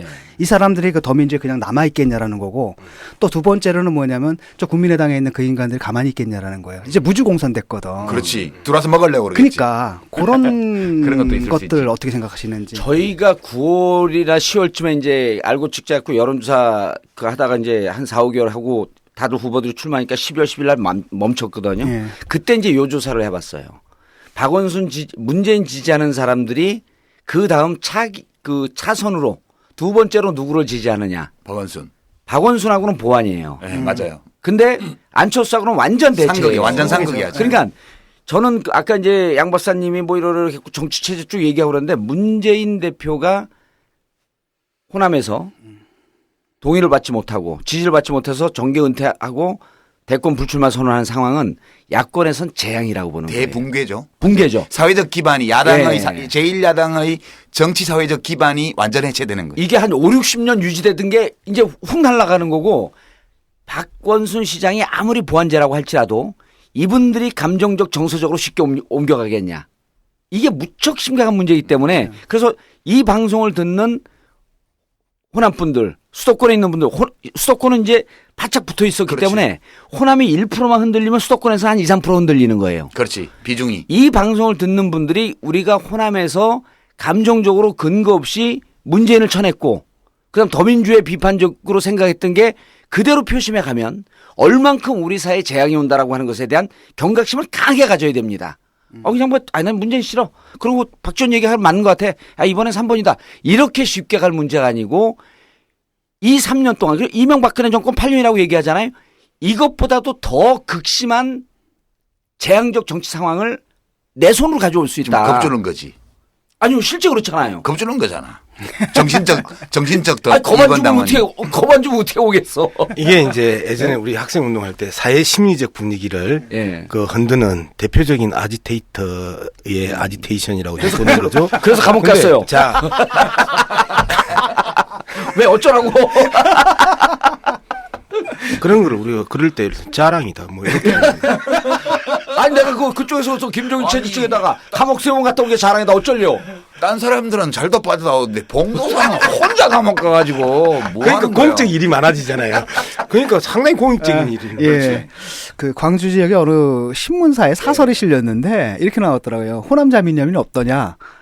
그리고 호남 자민련이라는 자부심을 가져야 할 거지. 그걸 부끄러워해서는 안 된다라고까지 지금 나오고 있거든요. 조중동에서 은퇴하고 그쪽으로 간 사람인가요? 아마도 그럴 걸로 추정됩니다. 아니면 처음부터 조중동에 못 가서 거기 못 가서 하고 예. 정신적 조중동 기자 정신적 조중동 논술이요. 에이, 조중동에서 먹고 사는 저도 있는데 왜 그렇게 써요? 아니 나도 요즘은 조중동과 가까운 방송사에서 먹고 살아요. 예. 나는 C급 정치평론가. 그래도 거기는 저 사장님이 괜찮으시잖아. 아니 같이 하는 양반도 괜찮더만. 나도 거기 나갔어. 저도 잡설인데 채널 A하고 저기 지금 이제 형님들이 좀 자주 그는데 좀 많이 나와 주셔야 이게 외로운 그 임계점에 서 있는 제 입장에서는 아니 오케이인데 네. 오케이 근데 너무 끔찍하잖아. 아니 나는. 거기는 방송만 보면은 너무 끔찍한 거야. 이국 방송에 아니 출연하는 질도 것 아니 내가 거기서 내가 인터넷에 있잖아요. 인터넷에서 내가 굉장히 험하게 논 사람인데 네. 그럼 내가 봐도 저건 뭐냐 진짜. 아니 나는 거기 대면하는 게 너무 무서워요. 그 지금 정편에 나오는 이상한 패널들 같이 마주 앉아서 혹은 나란히 앉아서 얼굴을 보면서 말한다는 자체가 너무 무서워서 못 나가는 거예요. 근데 그러니까 정기 내가 은퇴를 이제 하신 거지. 쇼크 받은 게 뭔지 아세요? 그 송영선이라고 있잖아. 예. 송장군. 그거 갖다가 거기서 뭐라고 부르는 줄 알아요? 송블리라고 부르는 거야. 근데 그 순간에 내가 그 말 성블리? 듣고 예, 성블리, 러블리 하는 지 합쳐가지고 그걸 딱 듣는 순간 이건 왜 그로테스크냐? 그거는 미학적 취향의 차이지. 그걸 가지고. 아니 송셀럽이라고 안 부르는 게 다행이네. 완전 충격 받아가지고. 셀럽은 셀럽이지. 송블리네. 네, 저 같은 경우 자파 막말이거든요. 네. 자파 막말이라서 계속해서 한 3번 정도 방송통신심의위에 그 제소를 당하면서 그 담당 PD를 상당히 괴롭혔는데 좀 이제는 저보다 더 왼쪽에 있는 형님들이 나와야 좀 전체적인 그 균형이 잡히는데 자꾸 종편 하면서 요새는 지상파보다 종편이 낫잖아요. 네. 그러니까 아니, 오늘 섭외 나오셨어요? 아니 저거 아니, 좀 출연료는 좀 탁탁하게 줘요 많이. 10만 원요. 10만 원 거기 왜 나가? 거기 왜 나가? 라디오 출연료네 거기 뭐 라디오 출연료. 15만 원 정도 돼 있어요. 저는 한때 그 A 모시기 거기 라이브로 나갔는데 공 하나 더 붙여서 줬어요. 아유 안 주면 안 유명하시잖아요. 나갑니다. 그게 우리가 물론 사회에 대해서 책임감을 가지고 공동체에 대한 의무감을 가지고 살아야 되지만 내가 그런 데까지 나가서 근데 그게 해야 될 말씀 잘라서 도덕적 죄송한데. 책무가 있냐 왜 이거에 대해서 그러냐면요. 좀 난 제가 있을 때 토론하고 예. 제가 없을 때 토론하고 그건 알아요. 완전 인정해요. 달라요. 그건 인정해요. 그래서 한 놈 큰 소리 치고 짜증내고 지랄하고 끝나고 나서도 씨발 하는 놈이 있어야 말조심을 해요. 그러니까 우리 팩트가 아닌 양문석 거가 박사님은 나나 진 교수보다 훨씬 사회에 대한 책임의식 예. 이런 게 크신 분이야. 그러니까 아직 은퇴 안 하고 계속 그러니까 나가시잖아요. 그거를 참고 견디면서 거기 나가서 네. 하시는 거고 우리는 아니 이게 생계가 좀 어려울 수도 아니, 있어 저는 또. 그냥 그렇거든요. 그러니까 출연료에 공 하나 더 붙여주면 그때 고려해볼게. 아니 근데 3대1로 공을 2개 더 붙여주고 얼마 나는 안 전에 갈래. 테러 방지법 관련해가지고 3대1로 일방적으로 깨지고 나서요. 예. 그러면 우리가 4명이서 토론을 하면 나도 1분 30초고 적어도 1분 30초면 저거는 5분 쓰고 나는 1분 30초 쓰는 거잖아요. 그래서 할 말을 못하고 방송이 끝났는데 정말 온몸이 부들부들 떨리면서 그 분노가 일어나더라고요. 그러니까 얼마나 훌륭하신 분이야. 아니. 그런 거를 감당하시면서 지금 종편 출연을 하시는 거야. 그러니까 그 미디어에서 칼럼 쓰게 해드릴게요. 그러면 원고를 팍팍 드릴 테니까. 자, 다음으로 좀 넘어갑시다. 얘기가 좀 이상하게 또 흘러가는 것 같아요. 이야기가 자꾸 B급 수준으로 가는 거야. 그건 B급 평론가 나왔으니까. 도사의 박사가 나오니까 좀 어려워, 힘들어. 어려워. 지금 진행이 힘듭니다. 빅그린 2, 3 샴푸 이걸 쓰면 머리카락에 힘이 생깁니다. 말도 안 되는. 제가 지난 시간에 머리카락이 힘이 생긴다고 그래가지고 말도 안 되는 소리라고 그래서 광고 떨어질 줄 알았거든요. 근데 진짜로 힘이 생긴다는 걸 증명하기 위해서 광고를 연장하였다.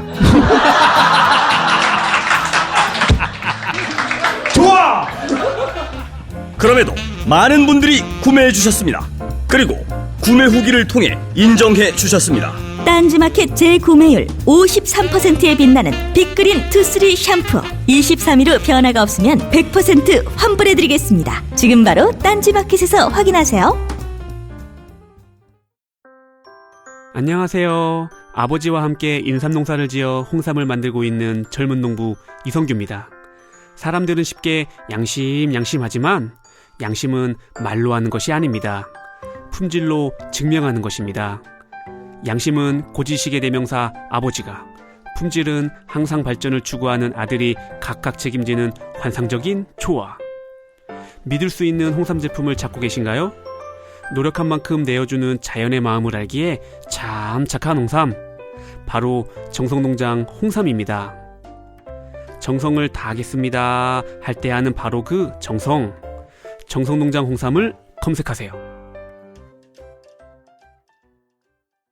지금 선거 직전 반전 카드를 만난 호남의 표심 그리고 호남을 두고 혈투를 벌이고 있는 2번당, 3번당 속내 좀 들여다봤는데요.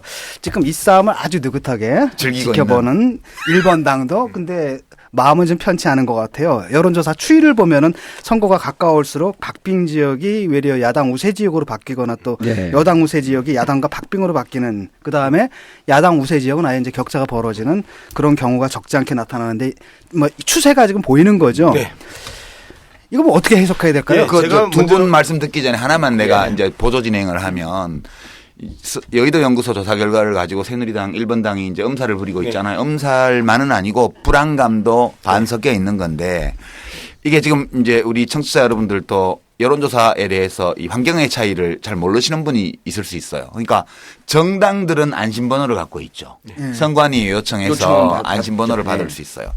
여론조사 기관이나 언론사들은 안심번호가 없어요. 지금 법이 언론사나 저 민간 기업에는 못 주게 돼 있다고요. 그러면 정당들은 안심번호로 상당히 정확한 여론조사를 할 수 있고 일반 언론사나 여론조사 기관들은 집 전화해 자기들이 수집한 패널 데이터 무선 패널 데이터 이런 걸 좀 섞어가지고 또는 기기매매한 방법으로 여하튼 하는데 전국 평균 어떤 흐름은 조사할 수 있지만 선거구별로 정확하게 조사하기 굉장히 어려워요. 지금 무선으로는. 그래서 일반 언론의 여론조사 결과를 종합해 보면 새누리당이 무조건 180 플러스 알파로 보이는데 그렇죠. 안심번호를 가지고 해보니까 좀 아닌 거야 이게. 그래서 새누리당이 엄살 반 불안 반으로 지금 하고 있다. 나는 이렇게 보는데 우선 그거 맞아요? 그거 하고 그다음에 진 교수 질문. 안심번호의 개념이 뭐냐면요. 지역구에 어느 지역구에 누구한테 정확하게 물어볼 수 있는 게 안심번호고 그리고 다른 여론조사 기관들은 안심번호를 안 가지고 있기 때문에 무선을 통해서 정확하게 타겟팅된 패널 데이터를 못 잡는 부분이 있다. 그래서 지역구는 전체적으로 부정확성이 좀 높다. 하지만 전반적인 추세는 사실 거의 반영하고 있다라는 부분이고요. 이번 선거에서 새누리당이 불안해하는 게 세 가지 특징을 가지고 있죠. 하나는 보통 지금쯤 되면 그러니까 이 여론조사 공표 금지 기간 딱 들어가기 직전에 되면 어떤 부분이냐면 무당파가요 15% 플러스 마이너스 2 정도 해서 13에서 17 사이로 무당파가 쭉 줄어듭니다. 근데 이번 특징은 30% 이상으로 확장됐다라는 거예요. 무당파가. 이게 이 무당파가 확장되면서 오는 불안감. 도대체 저 사람들이 뭐지? 어디를 찍을 것인지 모르는 거야. 두 번째, 60대 이상의 유권자들이 투표 기권 성향이 확 늘어났다라는 부분이 또 두 번째 변수고요. 세 번째가 20, 30대가 역대 여론조사에서 가장 높게 반드시 투표하겠다라고 하는 수치가 쭉 올라갔다라는 그게 것. 불안 요인 세 가지. 예, 이 세 개의 불안 요인에 여의도 연구소에서 실질적으로 안심번호를 통해서 안심번호 30%에 집전화 70%를 돌리니까 이제까지 전반적인 여론조사회사들이 돌렸던 추세와 상당히 다른 결과가 나왔다라는 거죠. 현실적으로 총선은 여당이나 야당이 합해서 이기느냐 지느냐의 싸움인데 더민주당이 초반부터 130에서 110으로 후퇴하고 하면서 내 안 잘리는 선, 내 목표를 갖추면서 총선을 이기고 과반수를 넘겠다라는 의지를 애초에 꺾어버리면서 나타났던 전반적인 패배 의식들이 야권 지지자들에게 쭉 퍼져 있다. 그다음에 국민의당과 더불어민주당의 아주 꼴보기 싫은 이전 투구, 우리가 이걸 갖다 풀으면 진흙탕 개싸움이잖아요. 이 진흙탕 개싸움을 계속 하다 보니까 지들끼리 같은 편끼리 행님 아우에 칼 들고 그 난동 부리고 그 밖으로 튀어나오는 놈들이 줄줄이 그 나오니까 이런 현상이 오늘 영어가 진짜 아름답다.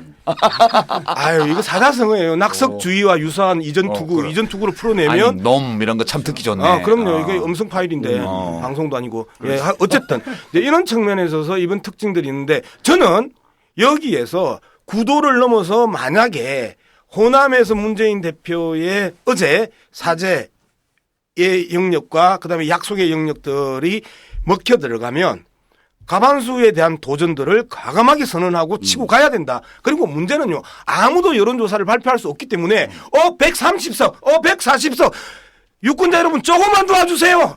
넘습니다. 이런 아름다운 이 영역들. 그리고 정의당 7석이 아니고 17석 조금만 더 원내 교섭단체 이러한 부분에 대해서 근거 있게 이야기를 해야 되는데 그 액면 카드가 지금 오픈된 액면 카드가 너무 안 좋은데 히든 몇 장 들고 있다고 그렇게 블러핑을 하면 오히려 신뢰도가 떨어질 수 있죠. 그러니까 제가 이렇게 이야기하면 그렇게 비판을 하셔야 그렇지. 되는 거예요. 이렇게 비판을 하시면서 정상적인 논의가 들어가는 그런데 거죠. 지금 후보 단일화 효과도 좀 있지 않나요? 왜냐하면 정당 간의 후보 단일화 효과는 실패했지만 아까 이제 밴드 웨곤 현상이라 그랬는데 결국 이제 선거가 다가오게 되면은 유권자들이 이제 보죠. 여론조사를 보고 이제 마음을 이렇게 어느 쪽을 줄까 추이를 보다가 어느 정도 주변 여론 좀 들어보고 결정됐다 싶으면 그래도 될 사람 찍어주자 이렇게 되면서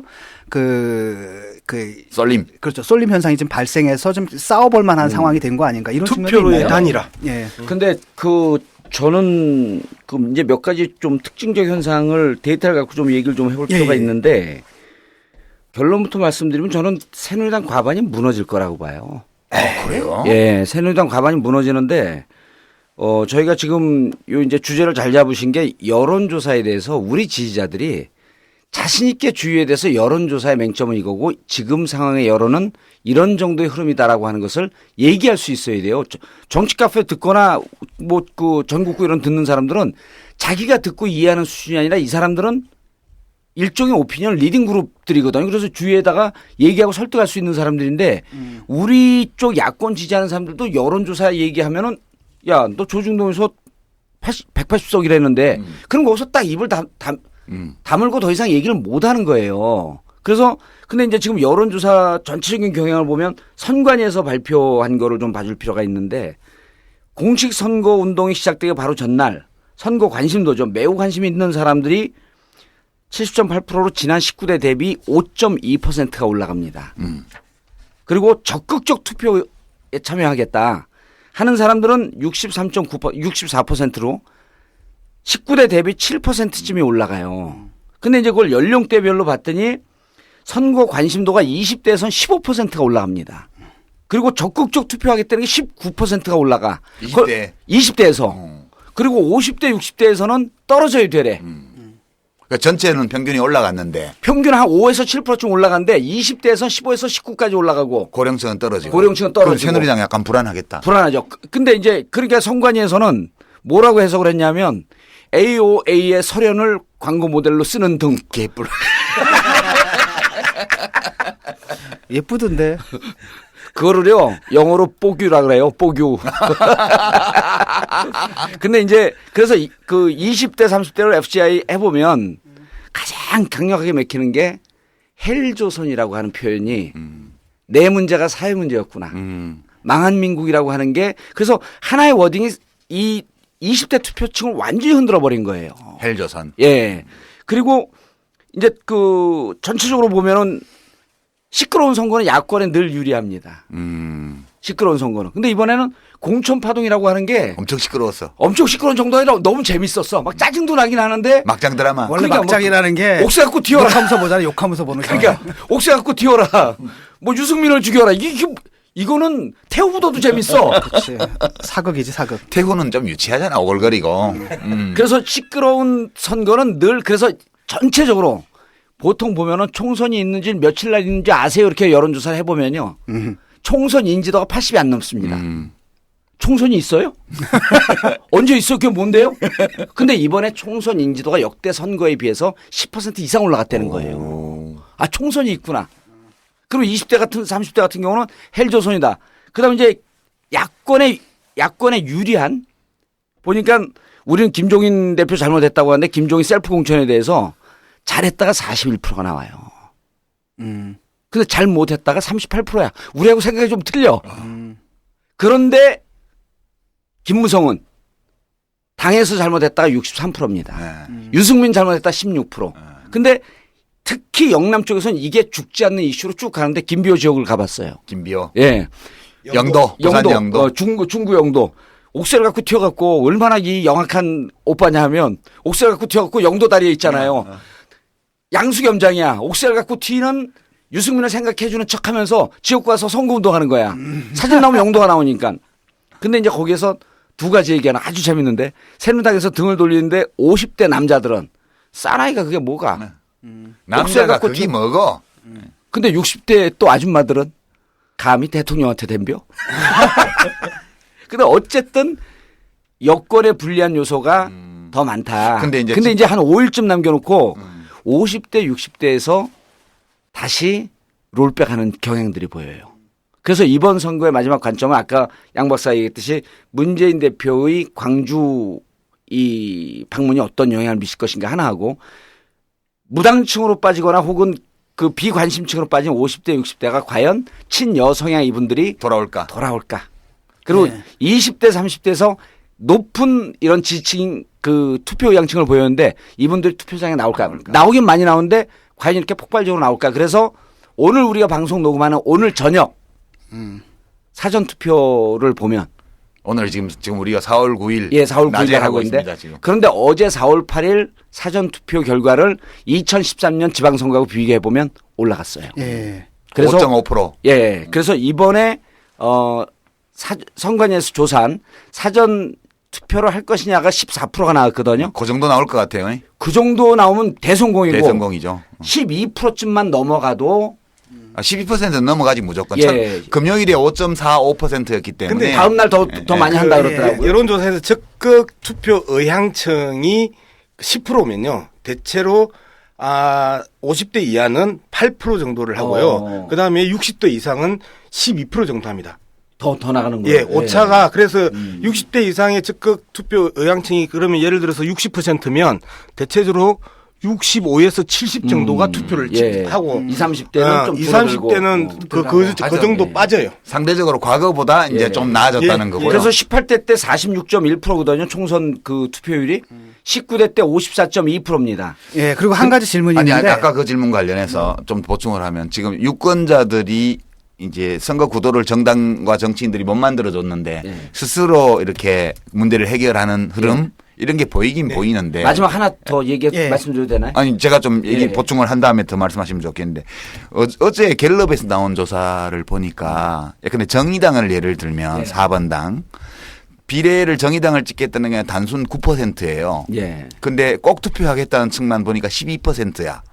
그런데 지역구 후보를 정의당 찍겠다는 건 2%밖에 안 돼. 물론 후보가 적게 나간 탓도 있지만 이게 보면 지역구는 기본적으로 국민의당도 마찬가지예요. 국민의당도 비례를 찍겠다는 비율은 높은 반면 상대적으로 지역구 후보를 국민의당에 찍겠다는 건 반밖에 안 돼요.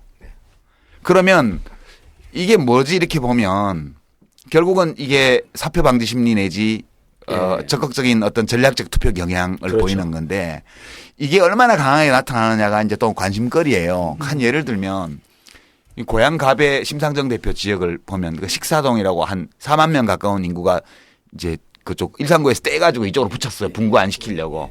근데 거기는 선봉규 후보 그다음에 뭐 더민주의 박준 후보 이제 정의당의 심상정 후보 이렇게 있는데 처음에 여론조사를 하니까 식사동 새로 편입된 지역에서 더민주 후보가 25% 나오더래요.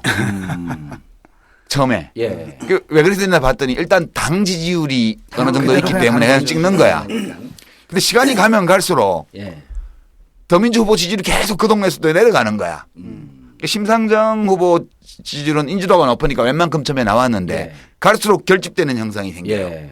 그다음에 1번 후보는 여당 후보지만 그 지역은 듣보잡이란 말이에요. 인지도가 없기 때문에. 그러니까 거기는 별로 안 나와.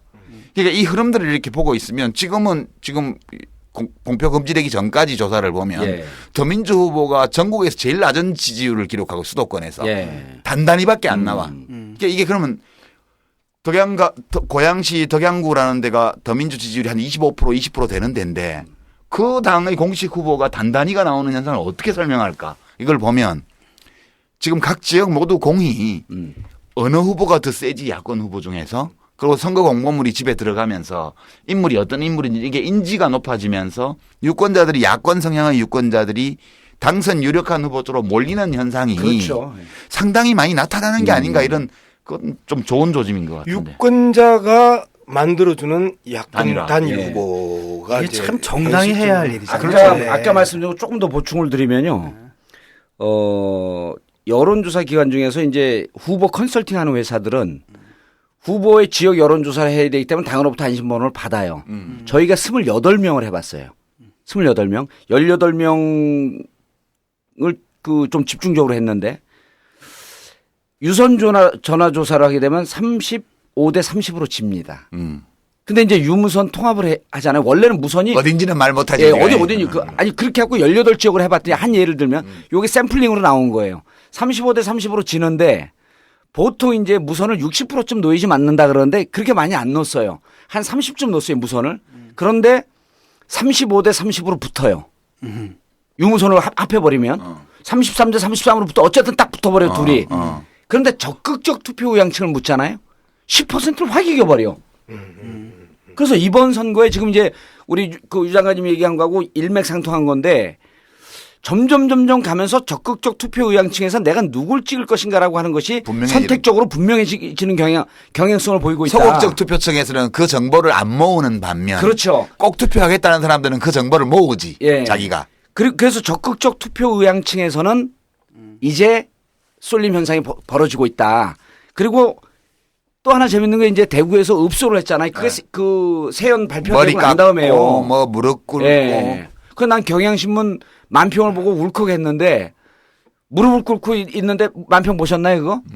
살려주세요 했는데 그 이제 세월호 때 세월호 죽은 아이들이죠. 희생당한 아이들이 가방을 들고 밑에 자막이 뭐라고 나오냐면 투표권을 얻었으면 처음 투표했을 아이들. 그렇죠. 걔들이 살려달라 그런 걸 외면했던 이 정치권이 이제 정치공학적으로 살려달라고 무릎 꿇고 있는데 가방을 메고 무심코 보는데 눈물이 펑 터지더라고요. 그러니까 이 방송을 듣는 분들은 정말 이 세월호 아이들이 오래 투표할 아이들이에요. 그렇게 해놓고 새누리당이 어떤 짓을 했냐고 세월호 특위에서. 그러니까요. 그런데 그렇게 어쨌든 무릎을 꿇었으면 이게 좀 흔들립니다.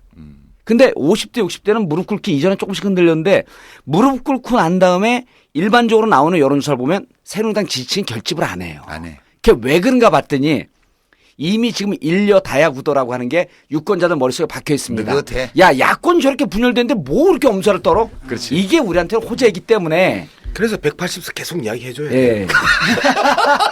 아니 유권자를 속이는 거예요 지금? 아니, 근데 그렇게 될 수도 있어요. 이렇게 5, 6일까지 이렇게 되다 임박하면 아까 그 양 박사가 마지막에 그 아지테이터 한 거 있잖아요. 우리가 이긴다. 정의당이 이긴다. 더민주가 이긴다. 이런 쪽으로 이건 데이터 갖고 얘기하는 거니까. 이긴다가 아니고 새누리당의 압승을 저지할 수 있다. 이 정도지 뭐 지금 이긴다고 말할 수 우리의 담론은 이거 같아요. 새누리 과반 무너질 수 있다. 그러니까 소위 말해서 정치 지도자라는 새끼들이 현실적으로 선거에 임하는 태도가 어떻게 지고 정리를 하느냐는 거예요. 그러니까 그건 문제지.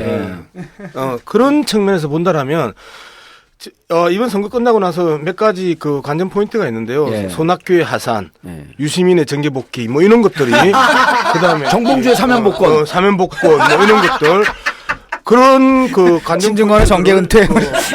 언제 뭐 정계에 들어온 적이 있어요?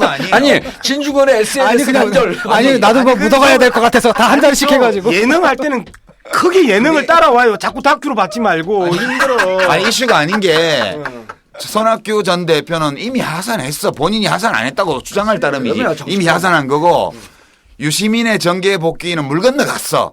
왜냐하면 이렇게 함부로 말하고 다니는데 어떻게 정계를 복귀를 해. 그래. 그건 끝난 얘기고. 유일하게 남은 건 정봉주 사면 복권밖에 그렇지. 없어. 그것만 남았어. 그것만. 그거는 지금 전 국민의 관심사항이야. 유시민의 발언은 지금 음성 파일로 다 남아있어. 출연시켜주면 내가 뭐 그 부분에 대해서 적극적으로. 마지막으로 요 호남 향후에서 뭐라고 발표했냐면요. 그 심상정 지역도 이게 적용이 되는 겁니다. 호남 향후에서 그래서 저는 문재인 대표가 요거 발표하고 2, 3일 있다 갔는데 이게 지금 묶여서 호남이 바뀔 거라고 보는데 호남 향후에서 뭐라고 밝혔냐면 후보는 될 만한 야권 후보를 찍어라. 그다음에 정당 투표는 본인들 판단대로. 고향갑에서도 그렇게 나왔어요. 예. 근데 지금 그게 그 질문을 아까 내가 빼먹은 부분이에요. 바로 그건데 그 비례 뭐랄까 교차 투표라나 그 현상도 좀 분석 좀 해주시죠. 현실적으로 지금 국민의당은 새누리당에서 그 이 신물난 새누리당의 신물난 그 양반들이 국민의당으로 비례 그 정당 투표로 좀 하고 들어오는 그 흐름이 좀 강하게 나타나요. 그리고 더민주 지지하던 사람들은 정의당으로 그 정당 투표를 넘어오는 그 흐름이 강하게 나타나고 있고 해서 전체적으로 비례 쪽은 국민의당하고 정의당이 예측했던 것보다도 한두 석 정도 더 그 얻을 수 있는 가능성이 나는 있다라고 봅니다. 여론조사의 결과는 어떻게 나와요? 저는 정의당한테 조금 섭섭했던 게 막판까지 정진우 후보하고 후보 단일화 협상을 정장선 뭐 단장이 하면서 사실은 뒷박을 많이 쳤잖아요. 뒷박? 뒤통수를 많이 쳤잖아. 누가? 더민주에서. 그렇지. 그러니까 정진우 지역에 그 후보 박는 거 봐요. 그러니까. 그 비례대표 있다가 비례대표 그 날라간 사람 여기다가 전략 공천을 해버렸잖아. 물론 심상정 지역도 그 다를 바 없지만 정진우 지역 같은 경우를 보면 대표적인데. 그건 혼자 나가면 그냥 이기는 지역인데. 그래서 여기는 사실은 의석수는 더민주가 맏형이라 그러는데 정신적 맏형은 정의당 아니에요. 에이 무슨 그런 말까지. 아니 여기 오니까 좀 빨아줘야지 제가. 그러다가 혓바닥 찢어져요. 근데 뭐냐면 난 안타까운 게 그분에 대한 개인적인 감정이 아니고 어쨌든 더민주에선 정의당 지역에 자객 공천을 했습니다. 자객도 아니야. 자객도 아니지만. 말도 안 들었어. 아니 그런데 거기서 그 빠져나가는 500표 1000표가 아픈 표가 올 수가 있는 거 아니에요. 안양 동안을은 그냥 가면 이겨요. 이길 수 있다고 봐요. 저는 그냥 가도. 정진후 후보가. 그런데 서울에 한 지역에 여기 그 천호선 대표를 놓고 돌려봤잖아요. 그럴 때 딱 붙었잖아. 많이 나왔잖아. 그럴 때 왜 거기 공천 안 했냐 이거야. 아니 나는 공당이 전임 대표를 저격 공천하는 게 아니죠. 그게 말이 돼? 자격 공천이 아니고 그러면은 나는 여기에서 이게 그 당 지지를 더 많이 견인할 수 있지 않겠냐. 아무리 그래도 그렇지만 안 해서 그게 구로을인데 제가 얘기할게요. 두 가지의 이유가 구로을이잖아. 있었는데 구로을 박영선 지역에 일단은 천호선 대표가 출마할 수 있는 건강 상태가 좀 아닌 데가 두 번째로 그 얘기가 나왔을 때 우리 그 유 작가님이 완전 불같이 화를 냈다고. 왜냐하면 구로을에다가 천호선을 넣고 돌렸는데 본인 의사와 무관하게 당에서 돌렸어요. 근데 결과 발표는 안 했지만 너무 잘 나왔잖아. 그래서 내가 그 얘기를 듣고는 나 진짜 화를 냈어요. 아무리 감정이 상했지만 또는 아무리 정치적 판단이 그렇다 하더라도 직전 당 대표를 한 사람을 자객으로 내보내는 거는 이거는 공당에서 있을 수 없다. 이거는 기본적으로. 그래서 안 어쨌든 뭐 결론 났는데 3월 10일 날 3월 10일서부터 3월 14일까지 정청래 컷오프 사태 나고 나서 그때 그 정의당이 지지율이 4, 5% 올라가잖아요. 네, 확 이쪽 4, 5% 빠졌는데 이른바 이제 우리는 내부에서는 망명이라고 표현하거든요. 근데 전 요 현상이 그 이후에 다시 더민주로 롤백하는 현상이 안 보이더라고. 그래서 이분들은 마음속으로 당은 정의당 쪽으로 이미 갔구나. 그러니까 아까 정의당 지지율 하게 되면 수도권에서는 우리가 그 발표 이전에 한 걸 보면 수도권에서 17%까지 나오는 지역도 있잖아요. 많이 나왔을 때는. 많이 나왔을 때. 그래서 이런 현상이 당 지지율은 전국적으로 10%가 좀 넘지 않겠느냐 정의당 같은 경우는. 그러니까 이제 정당 비례표는 3% 이상의 지지율이 있는 정당 경우는 사표가 없어요. 이제 그 밑으로 사표가 있다는 것도 안타깝지만 이건 어느 나라든 진입장벽은 다 있는 거거든. 그러니까 3%를 못 받는 당은 그게 사표가 되지만 정의당은 확실히 3%를 넘으니까 그렇죠. 네. 정의당을 찍는 비례표는 한 표도 사표가 없다는 거. 그거를 이제 유권자들이 이 게임을 여러 번 해보면서 이제는 이제 경험적으로 알게 된 거죠. 그러면서 더민주의 비례공천 파동을 보면서 어차피 야권표는 야권 비례 후보가 되는 건데 저게 더민주의 한두 석 비례 당선자가 더 많은 거하고 그게 정의당이 더 많은 거하고를 비교를 해볼 때 차라리 정의당 쪽이 비례대표를 좀 더 받는 게 야권 전체로 보면 낫지 않을까 이런 생각을 하는 분들이 좀 늘어난 거죠. 그러니까 그분들이 둘이 봉도사도 비례표는 정의당 찍을까요? 투표권 없잖아요. 아니 근데 그러니까 그분들이 사실 다 정의당을 지지하는 건 아니고 그렇지. 왜냐하면 이렇게 나오더라고요. 트위터 올라온 게 봤거든요. 아니 더민주에서 그 공천한 거 받지 않냐. 거기서 14번 15번 16번 주느니 차라리 정의당 5, 6번 100번 낫지 않냐. 이런 심리가 있는 거죠. 아니 저는 또 하나는 뭐냐면 김종인 모셔왔잖아요. 그리고 모셔온 주체는 그 문재인이지만 그렇죠. 그럼 모셔온 분의 정치적 행태에 대해서 문재인 대표가 끝까지 책임을 진다? 전 그건 아니라고 봐요. 일단 와갖고 1월 16일 날 왔으면 그 이후에 벌어진 정치적 행태에 대한 책임을 져야 되거든요. 그래 책임질 사람이 아니야. 아니 그러니까 보세요. 2번 올라간다고 책임 안 지는 게 아니고 이건 어디에서 근거를 갖고 책임질 수 있냐면 후보를 찍는 비율과 당을 찍는 비율에 있어서 차이가 나면 이건 그렇지. 명백한 근거가 나오는 거 아니에요. 아니, 그러니까 그래서 저는 106석만 하면 안 되나? 107석 안 되면 집에 가신다고 그랬잖아. 아니 그건 아니죠. 그건 이분이 그 기준을 잘못 만든 거고 정작 중요하게 깊이 들어가고 디테일을 봐줄 건 뭐냐면 자 후보는 33% 지지율이 나왔는데 당 지지율은 29%? 예를 들어서 당 지지율은 정의당이 더 많이 나왔으면 이 당의 정치적 행태에 대해서 우리는 동의할 수 없다. 라고 하는 것이 직간접적으로 입증이 되는 거예요. 그 소용없어. 그거는 107석이라고 했기 때문에 107. 제가 보기에는 107석? 그거는 별로 의미가 없는 것 같고 그게 그거하고 비슷한 이야기죠. 지금 박근혜 대통령 지지율을 보면요. 정당 지지율 새누리당 그 지지율보다 낮을 때가 있어요. 그리고 약간씩 높을 때가 있어요. 그럼 박근혜 지지율은 뭐야? 약간 높을 때는 거의 2% 3%가 유일하게 박근혜 대통령이 갖고 있는 지지율이라는 거죠. 떨어지면 그만큼 정당 지지율보다 못하면 깎아먹는 대통령이 된다는 거죠. 그런 측면에서 본다라면 현실적으로 그걸 딱 갖다 놓고 김종인의 득표율이 그 전체 정당 득표율과 그다음에 후보자 득표율을 비교한다라는 것 자체가 산수로서는 논리적으로는 이야기가 되는데 실제 현실 정치에서 책임을 묻기에는 상당히 설명이 길어지는 이 책임 추궁이기 때문에 전국구에서 끝까지 물을게요 그러면은. 전국구 안 들어 할배는. 아니 보고는 받더라고. 만났는데 저거 좀 일면식 있고 또 대학 선배 아니에요. 익산에서 한병도 지역에서 만났는데 한마디를 안 하더라고요. 외대 나왔어? 예. 기분이 외대 나왔어요. 예. 모든 분들이 유시민 장관하고 대학 동문일 거라고 착각을 하고 있는데 외대 나오셨습니다. 그렇구나. 방송 이제 마무리할 시간인데요. 그 전에 그냥 내가 지금 궁금한 게 있어서 저 새누리당은 총선 후에 어떻게 될까? 지금 비박 진박이 싸움이 있잖아요. 이게 잠재가 돼 있잖아. 지금 돗자리 깔으라는 얘기인데. 돗자리 좀 깔아보세요. 어떻게 될까? 여기서 먼저 깔아야 될 것 같은데 이거는. 우선 박사님이 깔고 도사님이 그러네. 그렇죠. 당연히 박사님 분석해주고 지금 돗자리 까세요, 도사님. 두 가지를 누구든지 이야기할 수 있죠. 복당 싸움을 처절하게 벌이면서 김무성이 복당을 책임지고 그 대표 사퇴를 할 가능성이 아주 높다. 유승민하고 주호영 씨 말이죠. 특히 유승민, 주호영 그다음 그쪽에서 이재호, 조혜진 이렇게 혹시 살아올 수 있는 사람들에 대한 복당 문제를 목숨 걸고 싸울 거다라는 부분이고, 근데 싸울 때 어느 지점에서 싸울 거냐 하면 175석 정도 선에서 180 플러스 해가지고 180석이 넘으면 처절하게 싸울 거예요. 그리고 들어갈 거예요. 근데 이게 160석 지금 뭐 일반적으로 예측되는 160석 선이면 굳이 해봐야 실익이 없지. 해봐야 실익이 없어요. 그렇다면 갈라지어서 박근혜 대통령 퇴임 때까지 쭉 갈 가능성이 있거나 박근혜 대통령이 무슨 차이가 있는 거야? 내가 이해가 좀. 왜냐면 과반수가 조금 안 되거나 네, 현실적으로 181석이 조금 안 되면 그 사람들을 받아들이면 과반수를 확보하거나 180석을 확보할 수 있으니까 몸값이 높은 거야.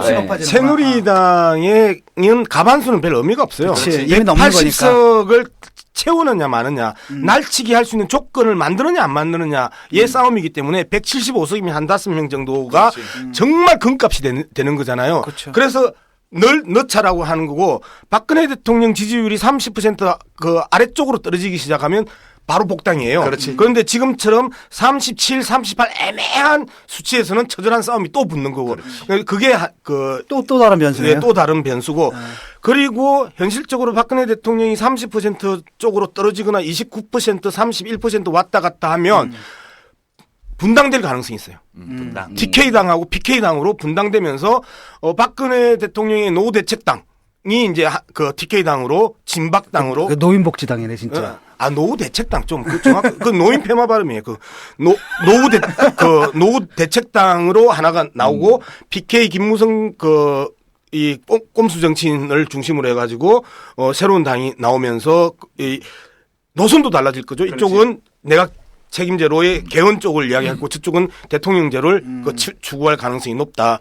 그렇기 때문에 현실적으로 변수는 크게 두 가지다라는 거죠. 몇 석이냐, 그다음에 박근혜 대통령 지지율이 얼마냐에 따라서 처절한 복당 싸움이 있냐 없냐. 그리고 이제 당권 선거 곧 하게 될 텐데 거기서 또 이제 친박 비박 싸움이 벌어질 텐데 그 싸움에서 친박이기냐 비박이기냐 요거 하나 더 이제. 오세훈은 어떻게 될까요? 만약에 지금 오세훈 지금 비슷비슷하게 나오지 않나? 좀 오세훈이 앞서는 거로 나오다가. 그거 나는 이래요. 오세훈이 떨어지게 되면은 정세균 대표의 그 바닥 선거 내공을요 폄하하면 안 돼요. 아니 금방 따라잡고. 여론조사가 그런데 그 2010년 얘기지만. 그 여론조사 공표 금지 기간이 시작되기 전 마지막 발표된 여론조사에서 경기도지사 후보에 내가 17% 지는 걸로 나왔어요. 실제 선거는 4.4%를 졌고요. 사표가 없었으면 이겼죠. 한 명, 그거야 뭐 작년에 죽은 자식 생일 헤아리기지. 한명숙 후보는 15% 진다고 그랬는데 거의 딱 붙었잖아요. 그게 이제 이른바 집전화 여론조사가 이미 5, 6년 전부터 이제 노출시켰던 한계잖아요.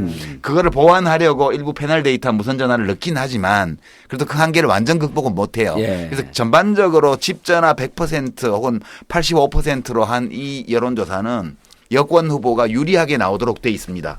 그런 점을 감안한다면 종로 선거는 결코 오세훈 후보가 이긴다고 우리가 단정적으로 얘기할 수 없는 선거일 뿐만 아니라 그렇게 딱 붙은 주요한 이유 중에 하나가요. 지원 유세예요. 종로 유권자들이 자존심이 굉장히 높아요. 거기가 대통령을 2명이나 배출한 선거구잖아요. 근데 이게 젊은 친구가 와가지고 뭐 여론조사 지지율 좀 앞섰다고 뭐 동대문 어디로 뭐 지 대선 운동 벌써 하고 다닌단 말이야. 그러면 이건 뽑아놓으면 2년 후에는 대선 출마한다고 또 사퇴하겠네. 이 얘기도 나오고 되게 건방져 보이잖아. 그러면서 종로가 상당히 표심이 보수적이에요. 근데 오히려 이제 제가 보기에는 정세균 대표의 선거 전략에 좀 문제가 있었어요.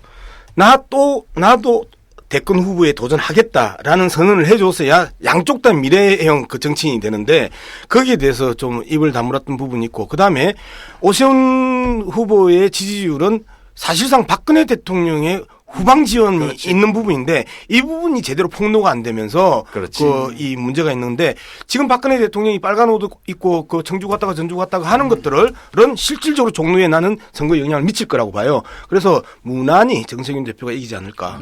저는 그래서 내가 생각하기에는 이제 그럼 어떻게 여권은 대선 후보 없는데? 그걸 저한테 왜 물어봐요?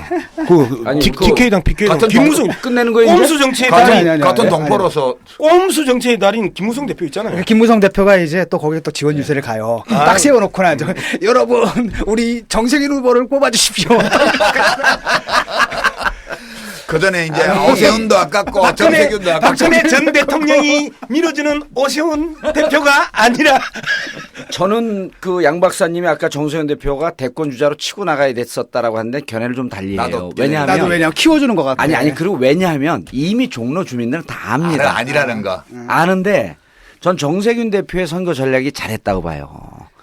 오세훈은 대권 주자입니다. 근데 종로 분들이 예를 들어 김무성이 지금 다른 데 유세 다니잖아요. 호남도 흔들 때 언제 흔들렸냐면 박지원하고 천정배가 서울 지원 유세로 와요. 그 호남 분들이 실제로 FGI 들어가면 그 얘기를 해요.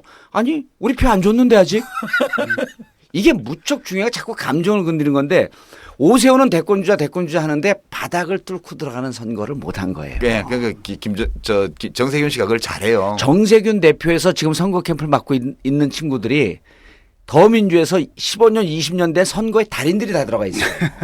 베테랑들이네. 근데 이게 얼마 영향 없을 것 같은데 또 정세균 대표가 무척 스킨십이 좋습니다. 아, 좋아요, 진짜. 예. 그래서 이미 여론조사, 유선조사에선 붙었는데 저도 똑같이 정세균 대표의 낙승을 좀 예측할 수 있고 그다음에 이제 그 새누리당 아까 이제 얘기하다가 중간에 잠깐 그거 했는데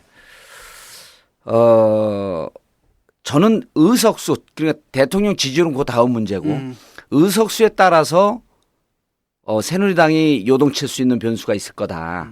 그러니까 과반이 무너지게 되면 전체적으로 유승민이 갑이 되는 상황이 그렇죠, 오고. 그건 뭐 극단적인 상황이죠. 그리고 정의화 그 국회의장이 이런 얘기를 했었잖아요. 새로운 정치 세력. 정당.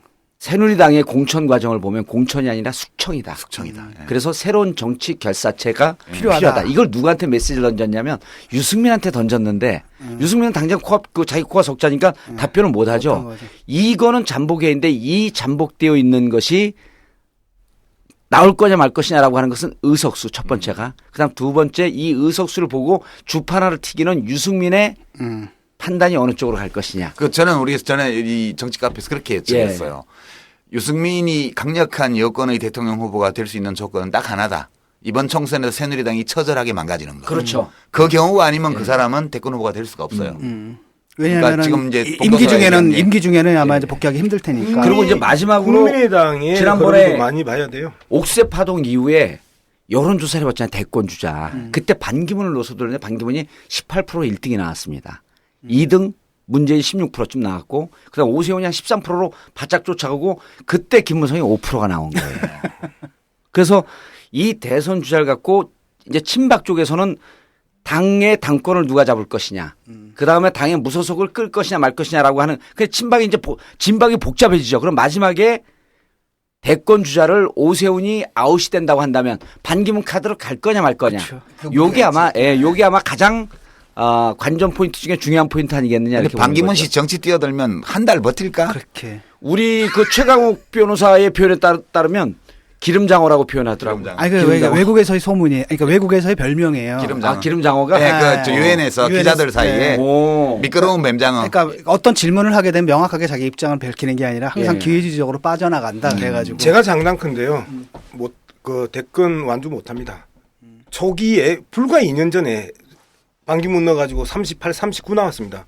그리고 쭉 빠지기 시작을 하면서 그 2등하고 차이가 오차 범위도 아니고 1, 2% 차이로 떨어지는 경우는 외부에서 수혜를 하는 그 대선 후보는 절대 완주 못한다. 그럼 고건시 사례를 봐서도 우리는 그렇게 차이가 많이 났음에도 불구하고 노무현 대통령 한마디로 꺾어져 버리잖아요. 이제 그런 측면을 보면 반기문 대망론은 이미 물 건너 갔다라고 보는 게 정확할 겁니다. 자기 자본이 아니고 타인 자본에 의거해서 만들어진. 기자들은 반기문 나오기 기다리고 있어요. 기사 재밌게 쓰려고. 예, 이제 오늘 방송 마무리할 시간인데요. 뭐 총선 결과를 예상하면서 180석 플러스 알파냐 마이너스 알파냐 또는 160석을 넘는다 안 넘는다. 근데 대체적으로 합의가 되는 게 그래도 과반은 뭐 하는데. 저는 무너진다로 봅니다. 그래. 맞다. 무너진다 그랬죠. 맞아. 150 마이너스 알파로 된다. 이렇게 그러면 유승민이 뜨나?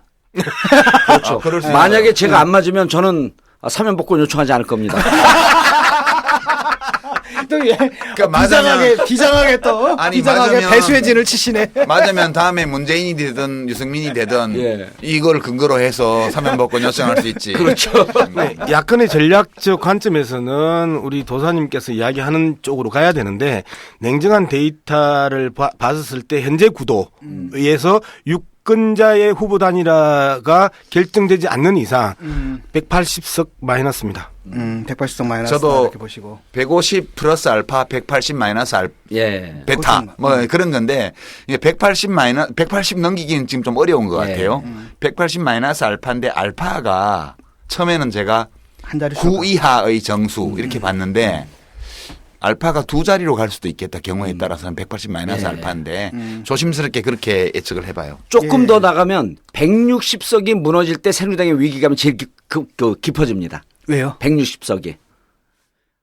그러니까 160석은 지금보다 이긴 선거가 아니거든요. 그렇지. 그 밖에 있는 그렇지. 예, 밖에 있는 무소속 후보들이 캐스팅 보트를 딱 쥐는 거죠.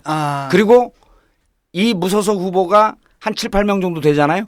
그리고 국민의당이 예를 들었고 교섭단체를 하게 되면 묶으면 180석이 나오는 거예요. 그러니까 지난번 총선 때 19대 총선 때 전국적 야권연대가 된 조건에서 선거를 해가지고 야권이 이제 140 그러니까 그 당시 민주당 133, 137, 통합진보당 13 이렇게 해서 140개였고요.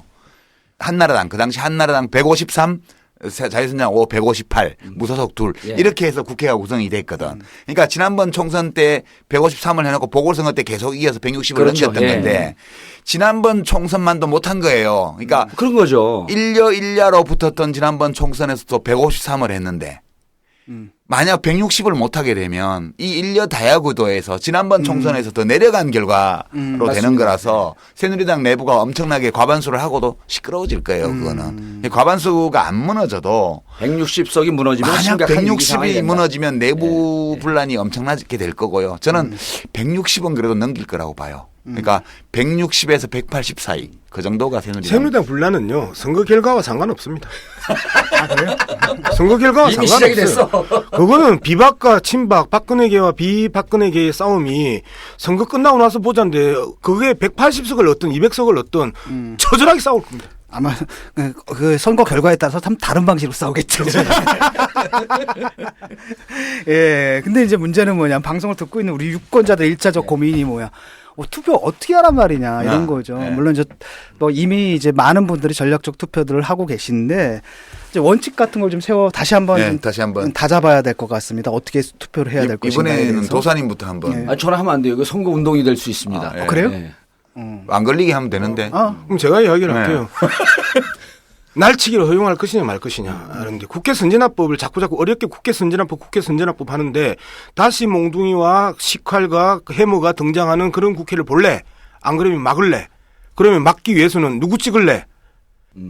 될 사람 찍어야죠.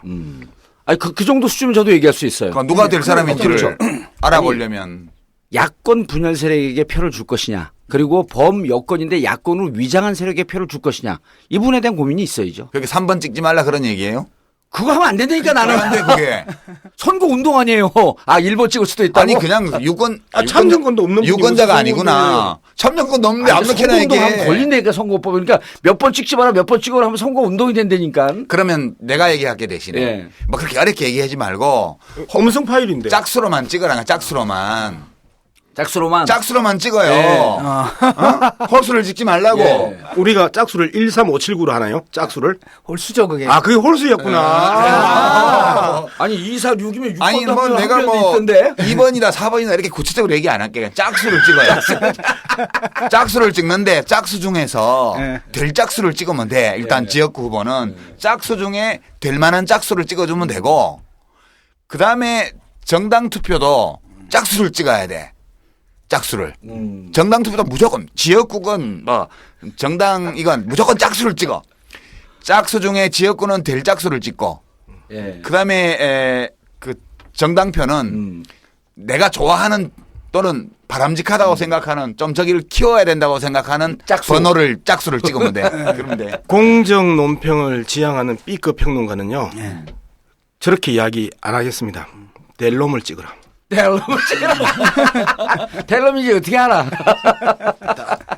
아니 근데 유권자는 현명합니다. 아니 그 홀수는 호남을 벗어나면 될 놈이 있는 데가 한 군데밖에 없어. 딱 전국 다 통틀어도 한 개밖에 없다고. 그러니까 그 한 개를 빼고는 맞습니다. 뭐 한 개는 양해할게. 그러나 그 한 개를 제외하고는 홀수를 찍지 말고요. 짝수를 찍으세요. 그 문병원은 어떻게 되고 있나요? 그냥 거기다 홀수야. 그러니까 우리가 거기는요 창피할 정도로 안 나와요. 그래요? 자, 세상에. 자 홀수는 안 됩니다. 오로지 이번 선거는 짝수 선거예요. 네, 짝수. 그다음에 이제 그 될 짝수를 찍고 그다음에 뭐 우리가 정의당에서 운영하는 공영방송이기 때문에 꼭 뭐 뒤에 짝수를 더 큰 짝수를 찍으라는 말은 정의당에서 운영하니까 패널이 4명인 건가요? 4명인 건가요? 예, 이게 우리 패널 숫자가 4명입니다. 이게 다 심오한 뜻이 있거든요. 정편에서 계속해서 메뚜기로 먹고 살라고 하면 절대 저는 그런 이야기 못합니다. 델롬 찍어주세요.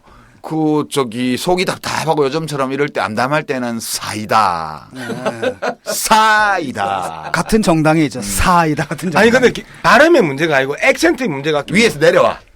부산은 아래에서 올라가. 사이다네 사이다. 아니 근데 사이다네. 사이다가 있고 사이다가 있고 사이다가 있고 전국구는 사이다 방송이고 우리 정치 카페 사이다 방송이. 나는 양다리네. 양다리. 대학교 나 양씨잖아요. 아니 나 저 대학교 때 첫 여자친구가 저기 부산 아가씨였는데 쌀하고 살 그 발음 있잖아요. 똑같이 그 인간 살 있잖아. 이거 살하고 쌀인데 내가 듣긴 똑같이 들리거든요. 근데 다르다는 거야 그게. 그래. 예, 오늘 뭐 방송 듣고 계신 유권자들의 이제 뭐 일차적인 고민에 대해서 어떻게 해야 될지 좀 얘기를 해봤고요. 마지막으로 지금 여기 봉도사님 그리고 양 박사님 나오셨는데 아직도 못하실 말씀이 있을 것 같아요. 혹시 없습니다. 최후 진술의 기회를. 없습니다. 너무 많이 해봤어 법정에서. 저는 정말 노유진이 누군지 어느 학교를 나왔는지 몇 년생인지를 찾아봤다가 오늘 여기를 왔는데요. 진짜? 좀 예능할 때 다큐로 받지 말라고요 좀. 나 진짜 정치율 떨어지게 정말. 제가 이런 상황에서 제가 진행을 해봤어요. 정말 안타까워요. 그래서 저는 우리 봉도사님은 계속 모시려고 해서 두 번이나 빵꾸 내고 오신 분이고 나는 한 번만 끼워줘 해가지고 3번을 끼워줘 해가지고 온 사람이잖아요. 그런데 이 자리에 앉으면서 느끼는 부분들은 우리나라 야당의 정말 큰 지도자 3명이 이랑 함께 했다라는 것 자체가 B급 평론가로서는 영광이었다. 이런 이야기 하면 안 되나요? 아니 좋아요. 이거 선거법 위반인가요? 아니 좋아요. 그래서 귀에 팍팍 꽂혀. 저는 이후에도 형들이랑 이렇게 좋은 자리에서 형들 갈구는 역할 계속했으면 좋겠다라고 섭외 요청하고 섭외 민원 넣습니다. 자, 끝내기 전에 유시민 제 작가님 말씀해 주세요. 왜냐하면 내가 꼭 엔딩 멘트 들어가면 꼭 또 치고 나와. 그래서 먼저 시키는 거지. 먼저 시키는 거야. 예. 아니 뭐 그거 아니고 이제 이 방송 나오고 나서 수원정 거기 이제 출장 카페 거기 특별편도 나갈 거고요. 안양 동안을 특별편도 나갈 겁니다. 계속 뭐 지금 시간이 별로 안 남아가지고 그냥 요일도 안 지키고 뭐 하여튼 주방에서 음식 나오는 대로 바로 밥상으로 올리는 식으로 업로드 하니까요. 청취자 여러분들 알아서 자주 챙겨주시기 바랍니다. 뭐 보조 진행자 역할 좀 했습니다. 저도 잠깐 하면은 컬래버 요청은 제가 먼저 했고요. 제가 먼저 했습니다. 그러면 저 컬래버 그 중간에서 간접적으로 자꾸 들리는데 PD 하시는 분들이 얼마나 힘들까 해갖고 이제 제가 직접 전화를 했고 요 전에 이제 팟짱이나 EJ 통해서 그쪽도 이제 많이 나오고 그랬는데 컬래버로 팟캐스트가 하는 게 좀 좋을 것 같아요. 그리고 종편의 위력에 대해서 자꾸들 두려워하는데 지금 팟캐스트 다운이나 스트림까지 계산하면 종편 위력 그렇게 두려워하지 않아도 됩니다. 그래서 공동 제작이라는 게 있잖아요. 팟캐스트 좀 잘 나가는 팟캐스트들끼리 전국구나 노유진이나 전국구가 한꺼번에 공개 방송을 하고 이러면서 야권 연대의 모습들을 방송 제작에서도 음성 파일 제작에서도 보여주는 이러한 아름다운 모습들이 햇볕가 문 닫았어. 알겠습니다. 4월 11일 공개되는 전국구에서는 여야 3당 4당 의석수까지 저희가 예측을 합니다. 그래서 정치 카페 듣고 월요일 날 4월 11일 날 또 전국구도 함께 들어주시길 바라겠습니다. 예, 정치 카페 오늘이 99회고요. 한 번만 더 하면 100회네. 정규 방송만. 그리고 그래. 우리가 총선 직전에 하는 정규 방송으로서는 이게 마지막 방송인데요. 예, 오늘 굉장히 중요한 방송이니만큼 두 분의 게스트 모시고 말씀 좀 나눠봤습니다. 마지막으로 우리 청취자 여러분들께 우리가 오늘도 출장 가죠? 출장 카페를 이따 갑니다. 오후에. 내일은 안양 동안을 내일 안양 동안을인데 4월 10일. 특히 안양 동안을이 굉장히 중요합니다. 그럼요. 왜냐하면 안양 지금 정진후 정진 후보인데 찍어주셔야 됩니다. 거기 지금 3자로 3자 대결이 3자 대결이지만 이길 수 있고요. 근데 이기기 위해서는 반드시 찍어주셔야 됩니다. 그래서 거기가 될 후보가 이제 4번 후보가 될 후보. 그렇기 때문에 우리가 또 이제 긴급 또 방송 공개 방송 계획을 해가지고 출장을 나가는 것이기도 하고요. 그래서 오늘은 이것으로 방송을 마치도록 하겠습니다. 바쁘실 텐데 우리 봉도사께서 굉장히 어렵게 나오셨어요. 양 박사님도 쉬운 분은 양 박사님도 쉬운 분은 아니고 쉬워요. 3시에 종편 나갑니다. 야, 오늘 그냥 박사 도사 그냥 그렇게 모시니까 정신이 하나도 없네. 제일 힘들어서 우리 제일 힘들었어요. 정치 카페 역사상. 그리고 옆에 있는 이 패널도 참 사회자 진행자한테 쉬운 패널이 아니거든요. 보셨죠 아까? 한 방 때려주세요. 정신이 없었습니다. 하지만 아주 유쾌했고요. 오늘 나와주셔서 너무 감사합니다. 수고하셨습니다. 수고하셨습니다. 네, 즐거웠습니다. 건축주의 철학과 개성을 닮은 집을 추구하는 목조주택 전문기업 꿈꾸는 목수가 정치카페를 후원합니다.